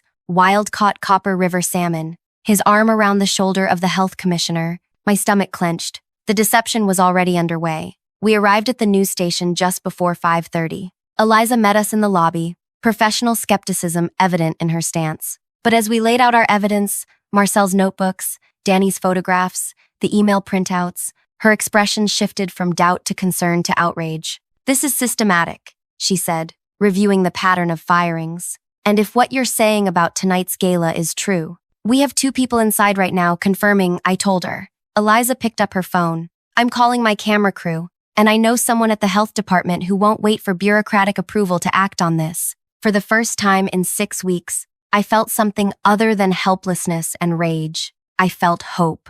Then my phone rang, Tessa's number. "We're in trouble," she whispered, ambient kitchen noise nearly drowning her out. Security spotted Jordan. "I'm hiding in the dry storage closet." "Did you get evidence of the salmon?" I asked urgently. "Yes, photos of everything. The original packaging showing farm-raised, the fake labels they created for service. But Jordan has the phone with the pictures, and they're questioning her now." My momentary hope curdled into dread. If Jordan was caught, if the evidence was discovered and deleted, we'd be back where we started. "Where's Graham?" I asked. "Still, with the health inspector in the dining room. They're doing the formal walkthrough before guests arrive." I covered the phone and relayed the situation to the others. "The gala starts in 90 minutes, Eliza said, checking her watch. "We need that evidence now if we're going to stop this." Danny suddenly straightened. "I just remembered. The kitchen has a delivery entrance at the back, near the dumpsters. It's only used for morning shipments. No one watches it this late. Can you guide Tessa there?" I asked. Danny nodded, taking my phone. As she gave detailed directions, Marcel leaned closer to me. "Even if Tessa escapes with the evidence, it might not be enough," he warned. "Graham is convincing. He'll have explanations ready for any accusation." "What are you suggesting?" Marcel's eyes took on a calculating gleam I'd never seen during his pastry demonstrations. "We need to catch them in the act. Not just with evidence of preparation, but with the actual fraudulent food being served to officials." He was right. Documentation could be disputed, explanations crafted. But if the health commissioner himself was served mislabeled food in front of witnesses— "Eliza," I said, turning to the journalist who was coordinating with her camera crew, "how quickly can you get to the gala?" 20 minutes with traffic. "Why?" "Because we're not just going to reveal what they're planning to do," I replied, a plan crystallizing. "We're going to catch them in the act of doing it." Danny ended the call with Tessa, her expression grim. "Security has locked down the main kitchen exits. She's going to try the delivery door, but she's not sure she can make it without being seen." "What about Jordan?" I asked, still being questioned. "If they search her phone, the evidence that could expose years of deception and potentially dangerous food practices was now in the hands of a server I barely knew, being detained by the very people she was helping to expose." My phone buzzed with a text from an unknown number. "This is Jordan. Using kitchen phone. They took my cell. Security office. Help." Time seemed to freeze as we processed Jordan's desperate message. Her phone, containing crucial photographic evidence, was now in the hands of Taste Creators Security. "We need to get her out," I said, already moving toward the door. "And do what?" Marcel grabbed my arm. "Storm the place? They'll call the police, have us arrested for trespassing. If we do nothing, Jordan takes the fall while Graham serves fraudulent food to state officials," I countered. "I can't let that happen." Eliza, who had been quietly making calls, suddenly looked up. "My news van will be ready in 10 minutes. Health department contact is meeting us there." "That might be too late for Jordan," Danny warned. My phone buzzed again. "Tessa made it out? Meeting point?" It was Jordan, still using the kitchen phone. "Tell her to meet us at the north parking lot," I replied, relief washing over me. At least Tessa had escaped. Can't. Security watching me. Phone access. Only because they think I'm calling for ride. A plan began forming in my mind. Risky. Potentially disastrous. But our only option. I texted back. Keep stalling. Help coming. To the group, I said, we need a distraction. Something big enough to pull security away from Jordan. Like what? Marcel asked. Like a health emergency in the kitchen right before the governor arrives. I replied grimly. Understanding dawned on their faces. Danny was already nodding. The fire alarm would evacuate everyone. Too broad, I countered. We need something specific to the kitchen that would force them to release Jordan to deal with it. Ash, who had been quietly analyzing the venue layout, spoke up. The water main. It runs through the security office to the kitchen. If there was a burst pipe, how would we manage that from outside? Marcel asked skeptically. Eliza interrupted. We don't need an actual emergency. We just need them to believe there's one. She held up her press badge. Official media arriving early for the governor. While I'm getting the official tour from whoever's in charge, my cameraman can create enough confusion to get Jordan out.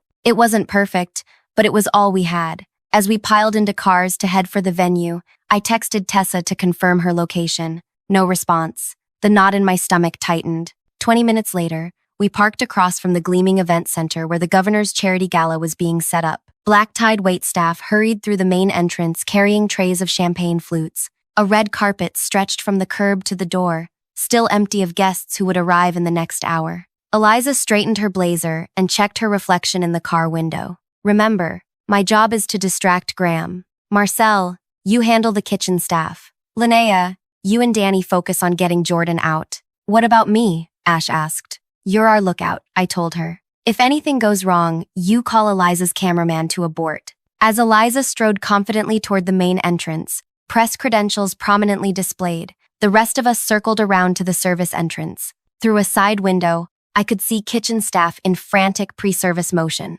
Graham moved among them, checking plates, his expression severe. There, Danny whispered, pointing to a door marked security at the end of a short hallway. My phone buzzed with a message from Eliza. In position. Graham giving tour. Go now. Marcel pushed through the service entrance first, his pastry chef whites still commanding enough respect that no one immediately questioned his presence. Danny and I followed, keeping our heads down. The kitchen was chaotic. Servers rushing, line cooks calling orders, Graham's voice rising above it all, as he proudly showed Eliza their operation. I kept my back to him, moving purposefully toward the security office. Through the small window in the door, I could see Jordan sitting in a chair, a security guard scrolling through her phone. My heart raced. Any minute, he might find the incriminating photos. Marcel gave us a nod, and then deliberately knocked over a tray of appetizers near the main kitchen station. What is this? He shouted, his voice carrying across the kitchen. These crab cakes are stone cold. Who's responsible? All eyes turned toward the commotion, including the security guards. In that moment of distraction, Danny slipped into the office. Fire in prep station 3, she yelled, poking her head back out seconds later. We need everyone now. The guard hesitated, looking between Jordan and the kitchen where staff were now rushing toward Marcel's staged chaos. Go! I heard Danny urge him. I'll watch her. The moment he left, I slipped into the office. Jordan's eyes widened in recognition. Where's your phone? I asked urgently. Top drawer? She replied, nodding toward the desk. I yanked it open, grabbing the phone just as shouts from the kitchen grew louder. Marcel had escalated his distraction, now arguing loudly with Graham about food temperatures, while Eliza recorded every word. We need to go, I told Jordan. Now. We slipped out through a back hallway, Danny following close behind. Through the kitchen windows, I caught a glimpse of Graham's face turning from confusion to rage as he spotted Marcel, a chef he'd fired years ago, standing in his kitchen. Outside, we sprinted to the parking lot where Ash waited with the car running. Tessa, I asked breathlessly as we piled in. No sign of her, Ash replied, and no response to texts. Jordan unlocked her phone with trembling fingers, pulling up the photo gallery. It's all here, she said, relief evident in her voice. Everything Tessa and I documented. The mislabeled salmon packages, the altered invoices, even screenshots of work schedules showing how they cycle through chefs before bonus periods. I texted Eliza. We got it. Evidence secure. Her reply came immediately. Health inspector already here. Bring it now. We drove around to the main entrance where Eliza stood with her cameraman and a stern-looking woman holding a clipboard, the health inspector who'd arrived for Eliza's anonymous tip. "This is Regina Moss," Eliza introduced us. "Senior health inspector. She's very interested in what you've found." As Jordan presented her evidence, Regina's expression darkened. "Mislabeling allergens is a serious violation," she said, swiping through the photos. "And this farmed salmon being sold as wild-caught, that's consumer fraud. The governor and health commissioner will be served this food in less than an hour," I pointed out. Regina straightened her jacket. "Not if I have anything to say about it." What happened next unfolded like a scene from a movie. Regina, flanked by two assistant inspectors who had just arrived, marched through the main doors with Eliza's news camera rolling behind them. We followed at a distance, watching as they headed straight for the kitchen. Graham's face when he saw Regina enter his domain shifted from professional charm to barely concealed panic. "Inspector Moss, we've already completed our pre-event walkthrough. This is a follow-up inspection," Regina replied coolly. "We've received concerning information about tonight's menu." As Regina began her inspection, methodically checking labels against inventory and questioning staff, Graham's gaze swept the room, landing on our group, watching from the doorway. His eyes widened in recognition, then narrowed in fury when he saw me. "You," he seethed, starting toward me. "You're behind this." Before he could reach us, Regina called out, "Mr. Graham, please explain why this farmed Atlantic salmon packaging is in your refrigerator when your menu lists wild-caught Copper River salmon?" The kitchen fell silent. Every staff member froze, watching as Graham fumbled for an explanation. That's a mistake. We received a mixed shipment." "A mistake?" Regina pointed to a stack of altered labels on a prep table. "These pre-printed labels telling a different story suggest otherwise." As Graham struggled to contain the situation, a commotion at the service entrance drew everyone's attention. Tessa stumbled in, clutching a laptop. "I have everything," she announced, her voice carrying across the now silent kitchen. "The entire system. How they track which employees to fire before bonus periods. How they substitute ingredients while charging premium prices." She set the laptop down in front of Regina. "This spreadsheet shows every chef they've cycled through over the past 5 years. And this folder contains altered invoices going back 3 years. Graham lunged for the computer, but one of Regina's assistants stepped between them. "That's private company property," he protested. "It's evidence," Regina corrected him. Eliza's cameraman captured everything. Graham's growing desperation. Regina's methodical documentation of violations. The staff's shocked expressions as years of deception unraveled before their eyes. Within 20 minutes, Regina had seen enough. "I'm shutting down this operation, effective immediately. This facility will not be serving food tonight or any night until a complete investigation is conducted." Graham's face had gone ashen. "You can't do this. The governor will be here in 30 minutes. The governor will be particularly interested to know he was about to be served mislabeled food," Regina replied. "As will the health commissioner." As Regina made calls to officially close the venue, Eliza approached me with her microphone. "Chef Parker, as the former head chef who was terminated right before your profit sharing would have vested, how do you feel seeing these violations exposed?"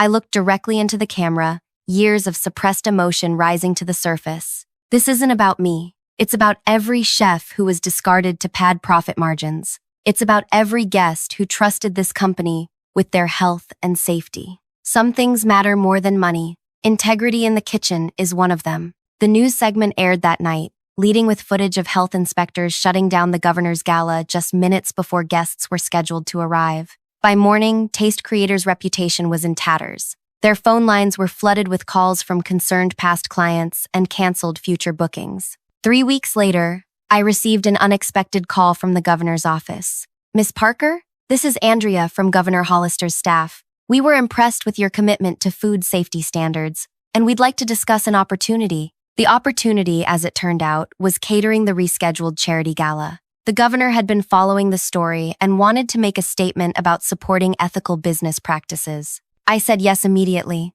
then called Marcel, Danny, Jordan, Ash, and Tessa.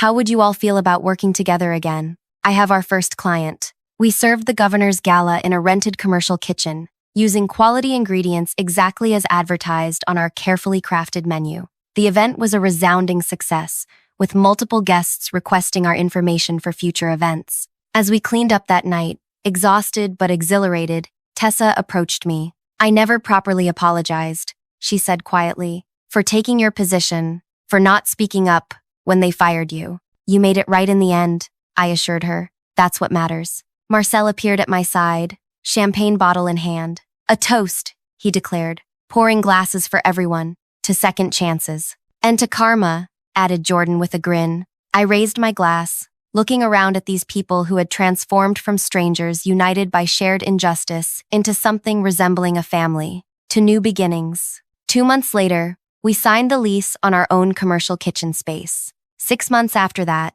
we were booked solid, with a waiting list. We called our company Second Course, a name that made us smile each time we saw it on our chef coats. Our business model was simple but revolutionary in our industry. Profit, sharing for all staff from day one, transparent ingredient sourcing, and a zero-tolerance policy for cutting corners. On the 1-year anniversary of the night Taste Creators was shut down, I received an email notification. Graham's trial for consumer fraud and labor violations was scheduled to begin next month. The email included a witness list with my name at the top. Some might call what happened that night at the gala revenge. I prefer to think of it as justice, not just for me, but for every chef whose passion and talent were exploited by people who saw food only as a path to profit. If you've ever stood up against workplace injustice or had to rebuild after being unfairly pushed out, I'd love to hear your story in the comments. This channel is dedicated to sharing real experiences that remind us we're never as alone as we might feel in our darkest moments.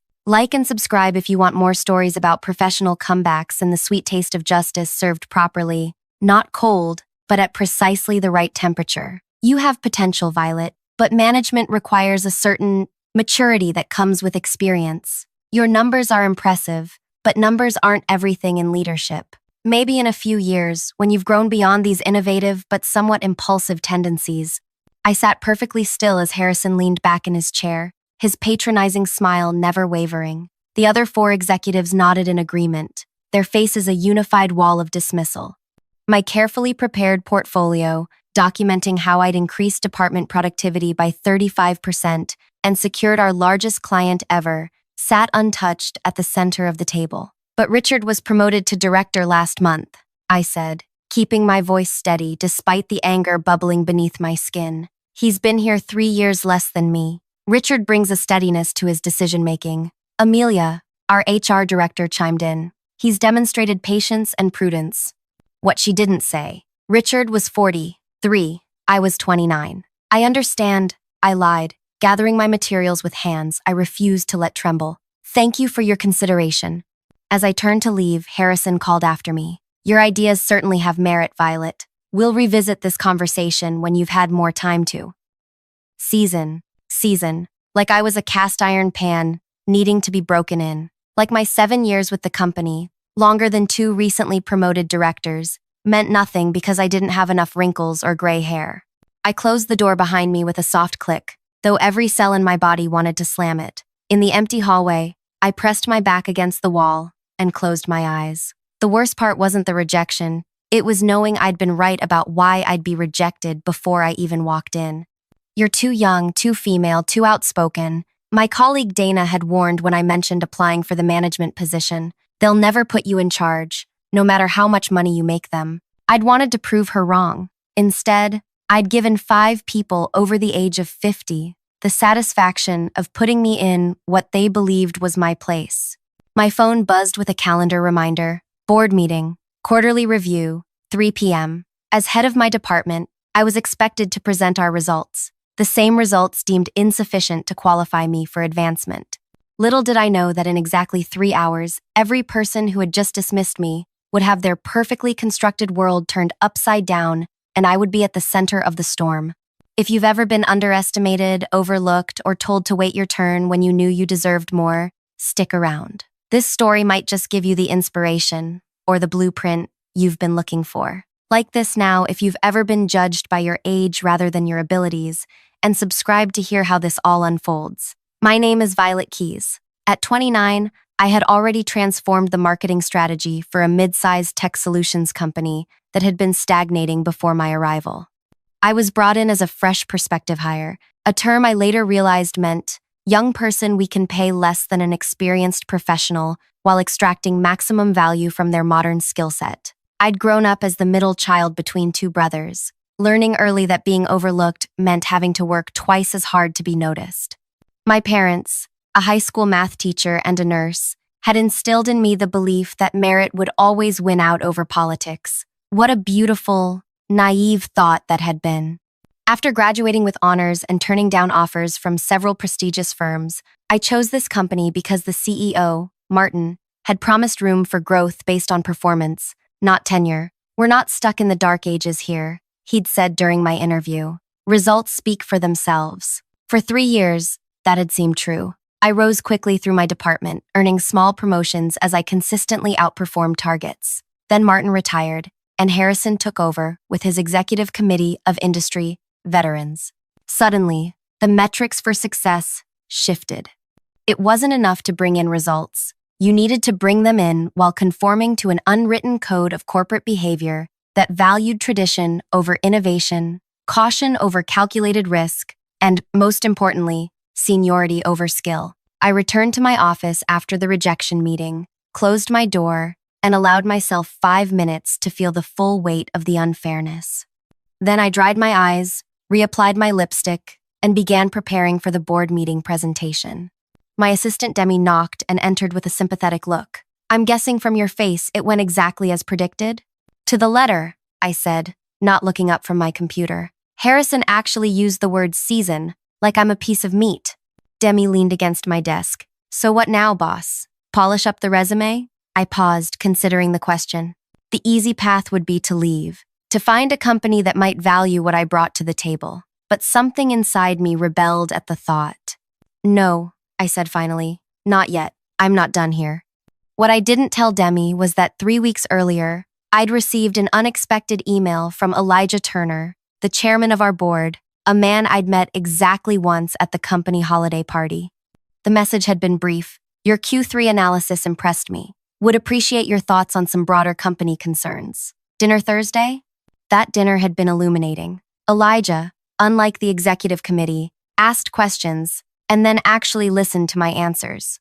He wanted to know why our competitors were gaining market share despite our superior product. He was concerned about declining innovation metrics. Most surprisingly, he valued my outsider perspective. "Sometimes being inside too long means you can't see the forest for the trees," he'd said. "The executive team has decades of combined experience, but they're all experiencing the same market in the same way."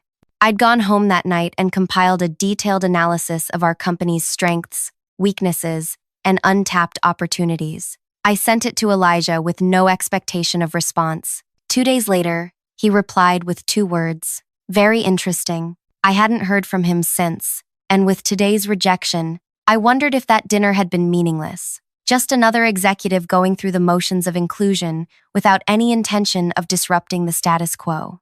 As I walked into the boardroom at precisely 2:55 p.m., I noticed something unusual. Instead of the standard quarterly attendance of just the board members and executive committee, there were several unfamiliar faces. 2 women and a man in impeccably tailored suits sat near Elijah, reviewing documents and speaking in hushed tones. Harrison approached them with the artificial warmth he reserved for people he wanted to impress. "So glad you could join us today. I think you'll be pleased with our presentation." One of the women, sharp-eyed with silver hair cut in a precise bob, merely nodded and continued reviewing her papers.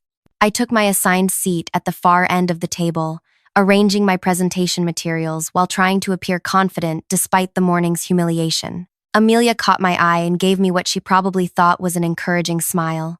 I returned it with one of equal insincerity. At exactly 3, Elijah called the meeting to order. "Before we begin our standard quarterly review, I'd like to introduce some special guests. These are representatives from Monarch Investment Group, who have recently acquired a significant minority stake in our company." The room temperature seemed to drop several degrees. Harrison's smile froze on his face. None of the executive committee had been informed of this development, and that much was obvious from their expressions. "In light of their investment, we've been discussing the company's strategic direction," Elijah continued smoothly. "After careful consideration of our current market position and future challenges, the board has made some decisions I'd like to announce today." I glanced at my presentation notes. wondering if this meant I wouldn't need to present after all. Part of me was relieved, another part disappointed that I wouldn't have the chance to showcase my department's success. Our company stands at a crossroads, Elijah said, his voice grave. For 3 consecutive quarters, we've lost market share to more agile competitors. Our innovation pipeline has dried up, and despite having some of the most talented employees in the industry, we've failed to leverage their full potential.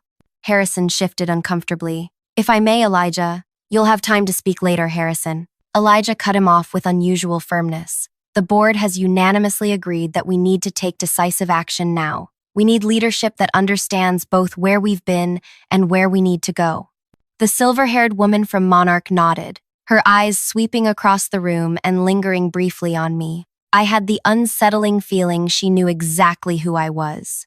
Therefore, Elijah continued, standing now, effective immediately. We are restructuring our executive team, and I'm pleased to announce we've selected our new Chief Executive Officer. Gasps rippled through the room. Harrison's face turned an alarming shade of red. Someone who has demonstrated exceptional analytical skills, innovative thinking, and a deep understanding of our industry's evolving landscape, Elijah said, his eyes finding mine across the long table. Someone who has proven they can identify problems others miss and create solutions others haven't considered. My heart began to pound so loudly I was certain everyone could hear it. This couldn't be happening. Not after this morning. Not after years of being overlooked. Elijah smiled. I'd like to introduce everyone to our new CEO. All eyes followed his gesture toward the boardroom door as it swung open. The room collectively held its breath as the door opened. I expected to see some distinguished industry veteran, perhaps poached from a competitor. Instead, my colleague Parker stepped through, looking as confused as everyone else. Sorry I'm late, he mumbled, sliding into an empty chair. Elijah didn't even acknowledge the interruption. His eyes remained fixed on me. Violet Keys, he announced, will be taking the helm as our new Chief Executive Officer, effective immediately. The silence that followed was absolute. Harrison's pen clattered to the table. Amelia's mouth opened and closed without sound. The other executives froze in various states of shock and disbelief. This is absurd, Harrison finally sputtered. She's exceptionally qualified. The silver-haired woman from Monarch interrupted, her voice cool and precise. We've reviewed Miss Key's contributions to this company extensively. Her strategic analysis of your market position was more insightful than anything produced by the current leadership in the past 3 years.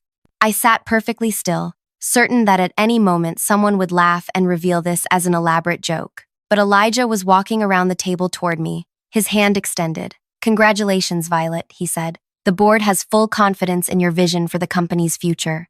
With robotic movements, I stood and shook his hand. My mind raced with contradictions, vindication and terror, triumph and uncertainty, all colliding in a chaotic symphony. I appreciate the board's confidence, I heard myself say, my voice steadier than I felt. I look forward to working with everyone to strengthen our market position and culture. Harrison's face had progressed from red to purple. This is a mistake that will cost us everything. She doesn't have the experience to… Harrison, Elijah cut in sharply. The decision is made. You can choose to support this transition or tender your resignation. Those are your options.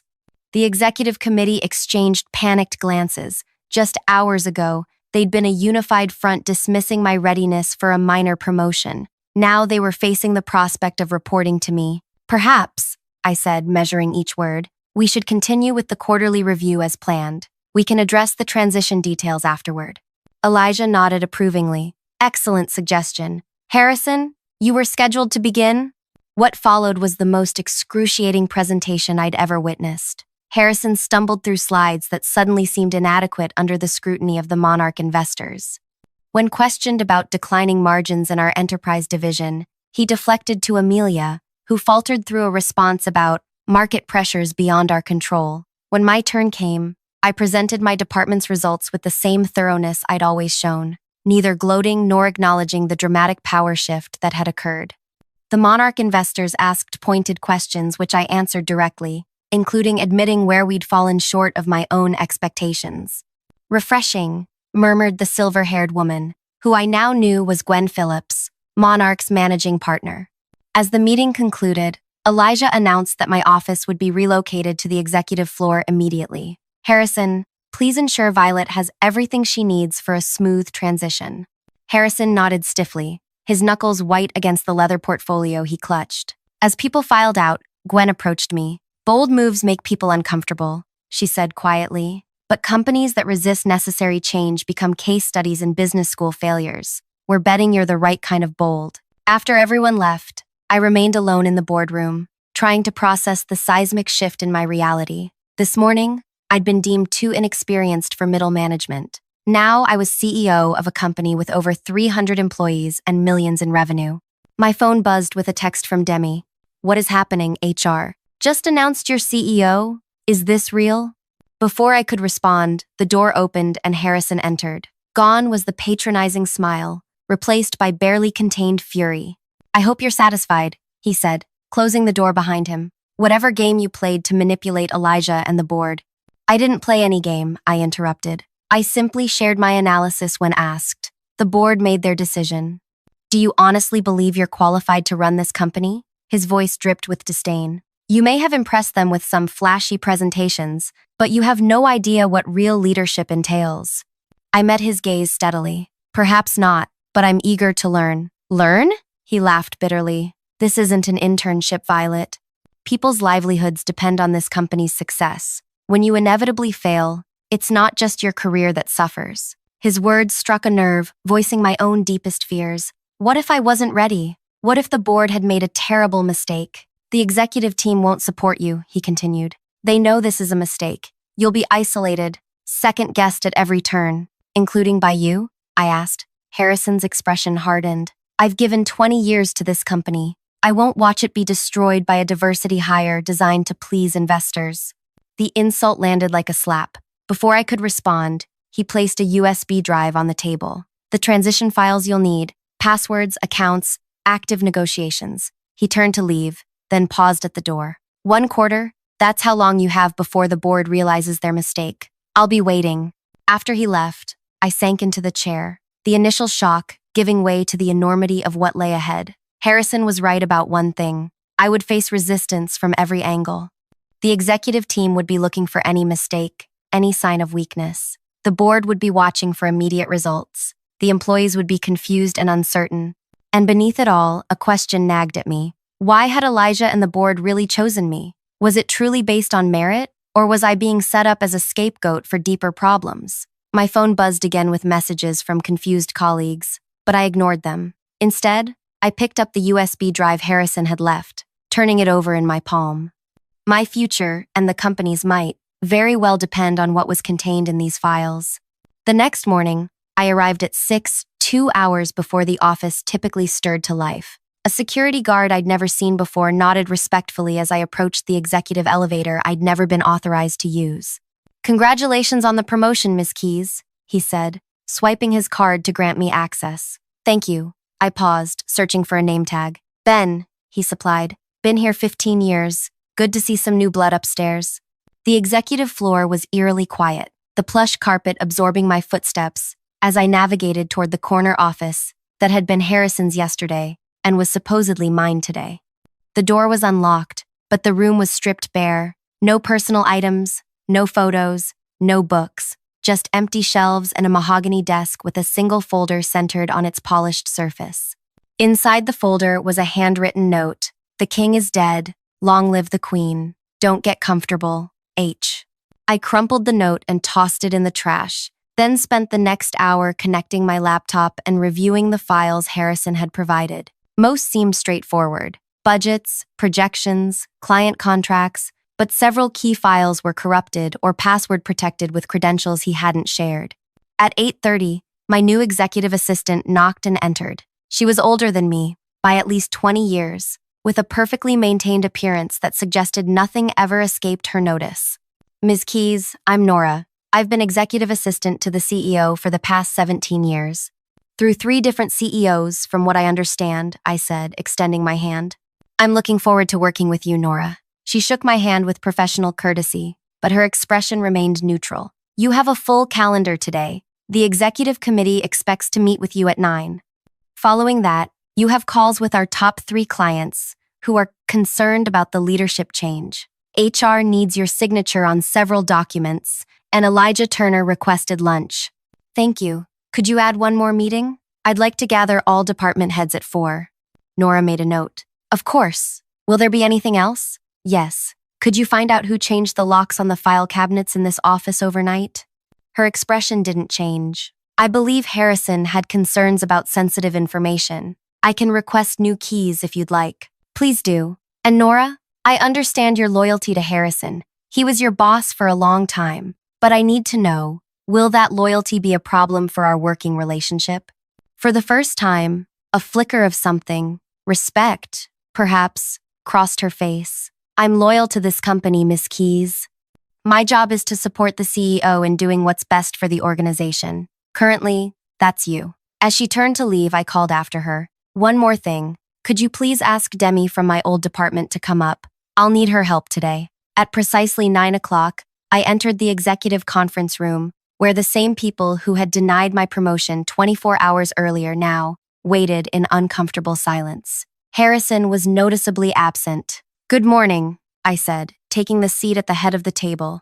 I know this transition is unexpected for everyone. I want to be clear that I'm not here to clean house or overhaul everything overnight. What I am here to do is address the market share we've been losing and revitalize our approach to innovation. Amelia spoke first, her voice carefully neutral. We're all wondering about Harrison. Will he be staying with the company in another capacity? That's entirely his decision, I replied. He's welcome to remain as Chief Operations Officer if he chooses. If not, we'll need to fill that position quickly.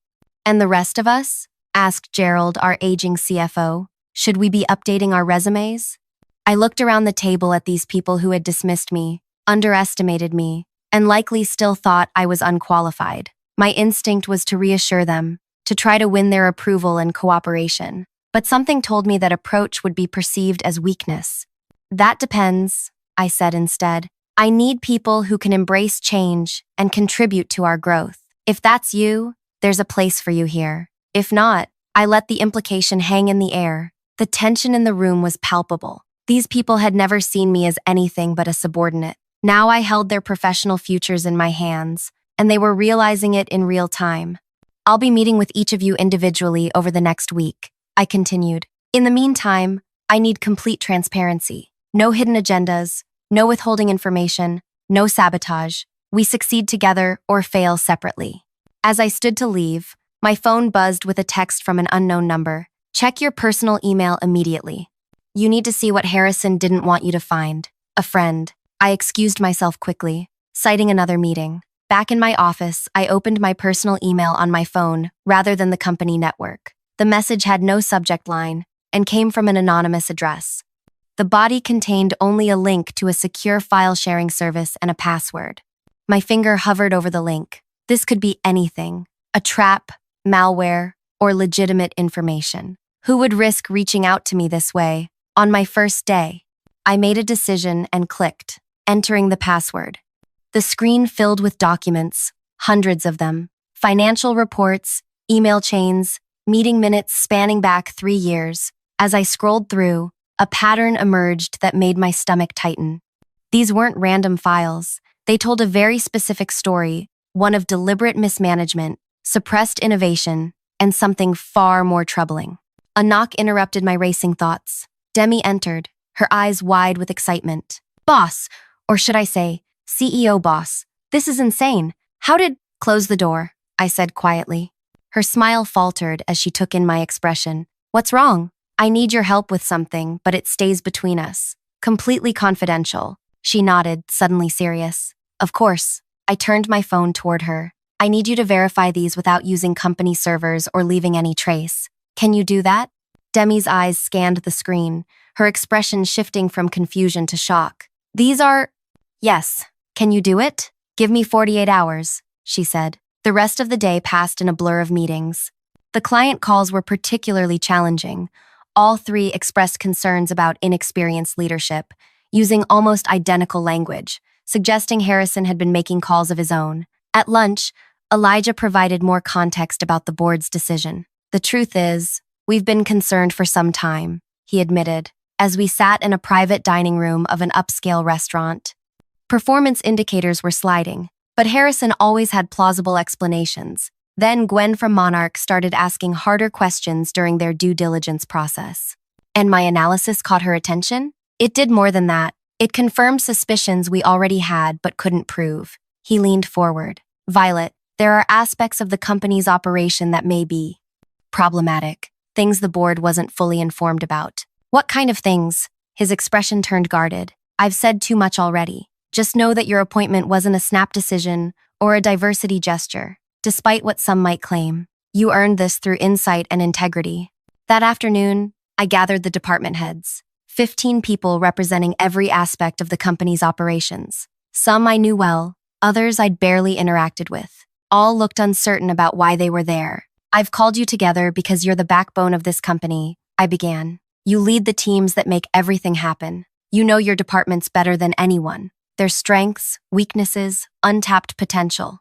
I moved away from the podium and sat on the edge of the conference table, abandoning formality. Here's what I need from each of you. Complete honesty, not what you think I want to hear, not what previous leadership expected you to say. The unvarnished truth about what's working, what isn't, and what you would change if you had the authority. Nervous glances circulated around the room. I understand your hesitation, I continued. Speaking truth to power is risky, so let me make this easier. Over the next week, I'll meet with each of you individually, off the record. Nothing you say will be held against you. I'm not looking for complaints or finger-pointing. I'm looking for insights that can make us stronger. Teresa, the head of engineering, and one of the few who had always treated me as an equal, spoke up. And if those insights implicate current leadership decisions, then that's what I need to hear most, I replied. We can't fix what we won't acknowledge. As they filed out, I noticed two distinct groups forming, those energized by the possibility of change and those resistant to it. The battle lines were being drawn. The next morning, Nora informed me that Harrison had taken a personal leave of absence, rather than resigning outright. The executive committee appeared equally divided between relief and concern at this news. Demi texted me, need to speak privately, not at the office. We met at a small cafe 3 blocks from our building. She arrived with a secure laptop that had never connected to our company network. I verified everything, she said without preamble. It's all legitimate, and there's more. She opened the laptop, revealing a detailed timeline of events. Harrison hasn't just been resistant to innovation, he's been actively sabotaging it. Every major initiative from departments led by younger managers was either underfunded, delayed until irrelevant, or simply buried. Why would he undermine his own company? Demi's expression was grim. Because it's not just his company he's concerned with. She pulled up financial records, showing payments from our 3 largest competitors to offshore accounts linked to shell companies. He's been selling our research, client information, and strategic plans for years. My mind raced. The board suspects something, but I don't think they know the extent. There's more, Demi said. Remember that major client you brought in last year?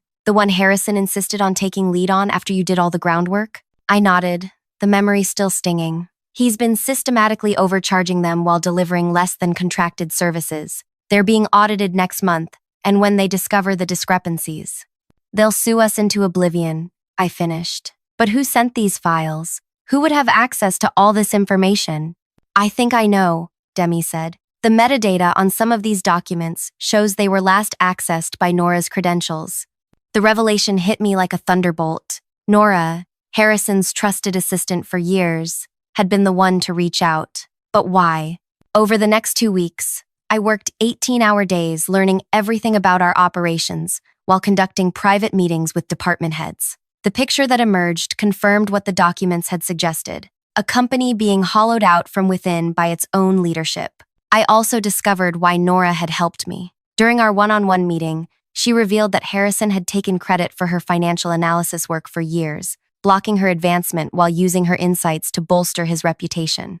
I've kept records of everything, she said quietly. I knew someday someone would need to know the truth. Meanwhile, Harrison began calling board members individually, questioning my decisions and suggesting the company was in crisis under my leadership.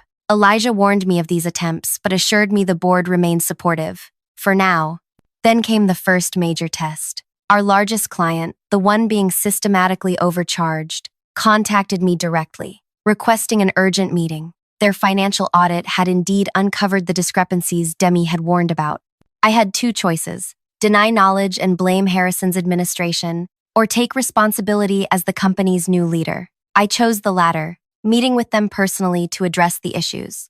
We've uncovered some concerning practices in our billing department. I told them honestly. As CEO, I take full responsibility, even though these practices predated my leadership. I'm prepared to offer a full refund of all overcharges, plus a 20% discount on future services as compensation for the breach of trust. Their surprise was evident. They had clearly expected denials and legal posturing. We appreciate your candor, their CFO said, but this raises serious concerns about your internal controls, which is why I've already initiated a complete audit of all client accounts and billing practices, I replied, handing them a preliminary report. Transparency will be the cornerstone of our relationship moving forward. They left satisfied, but the cost of making things right would impact our quarterly earnings significantly. I knew Harrison would use this as ammunition with the board. Sure enough, 3 days later, I received notice of an emergency board meeting called at Harrison's request. The agenda: addressing leadership concerns and financial irregularities.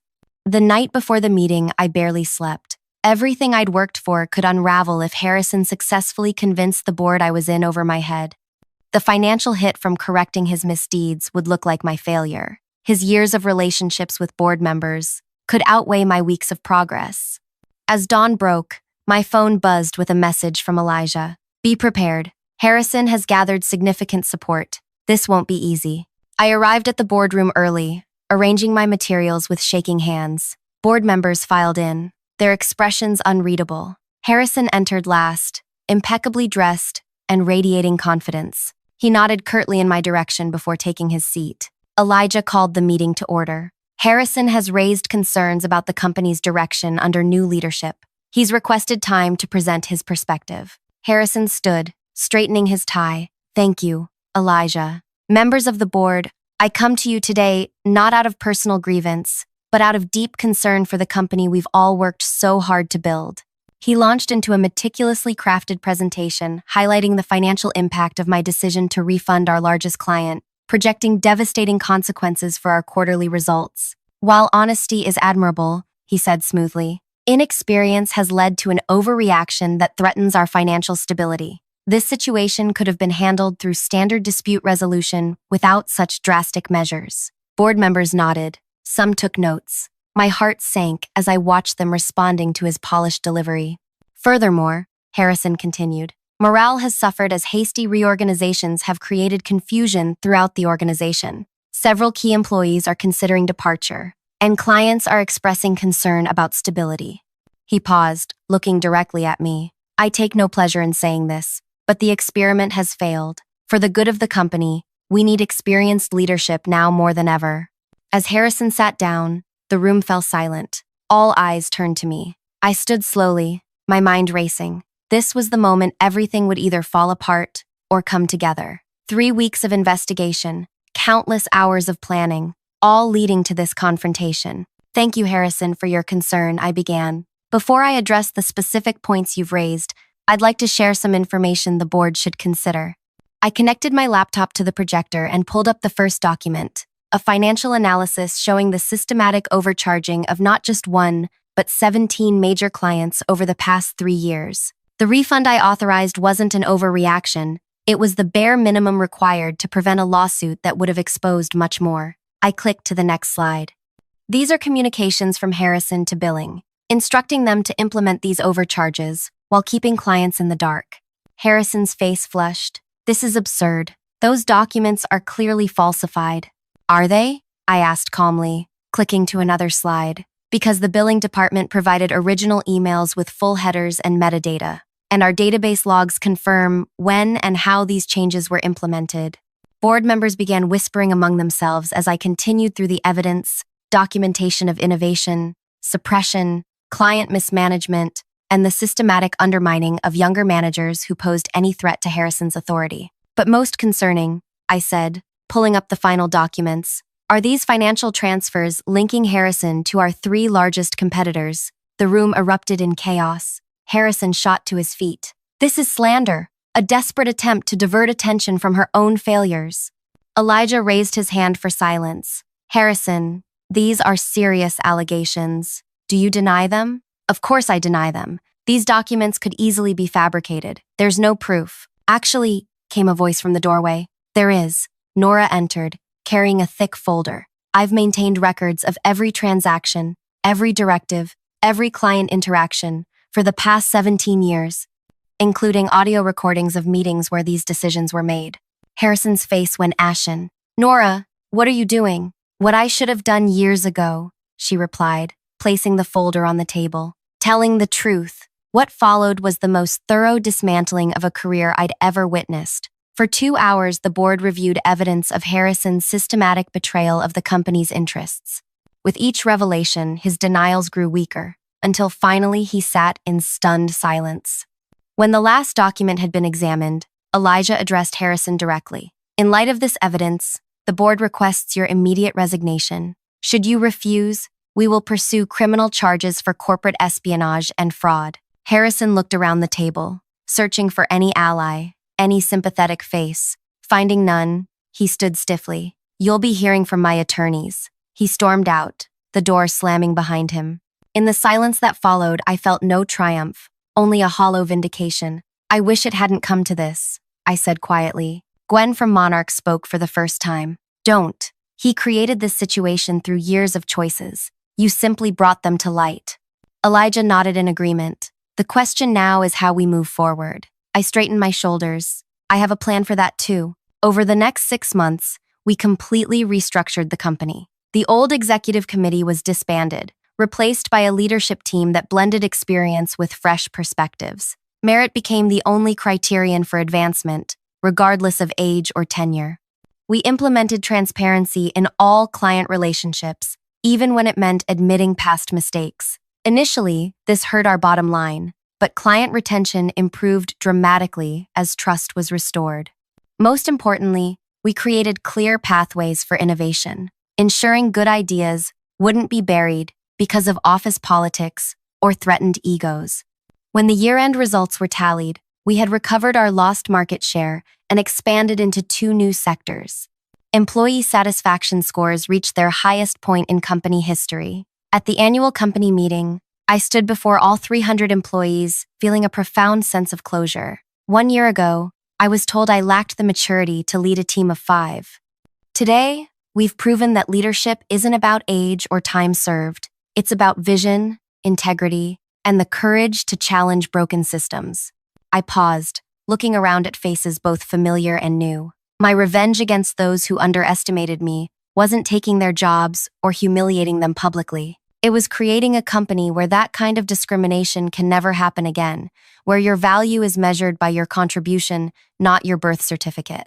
The applause that followed wasn't for me. It was for the transformation we'd achieved together. As I stepped away from the podium, Nora handed me a note. Harrison took a position with our smallest competitor. They've lost 30% of their value since he started. I smiled, folding the note into my pocket. The best revenge wasn't just succeeding, it was changing the game so completely that those who tried to hold you back became irrelevant to your story. If this story resonated with you, remember that sometimes the greatest victories come not from defeating your opponents, but from transforming the battlefield itself. Like and subscribe if you've ever been underestimated and found a way to prove your worth not through words, but through actions that speak louder than any argument could. And share your own story in the comments. How did you turn rejection into your greatest opportunity?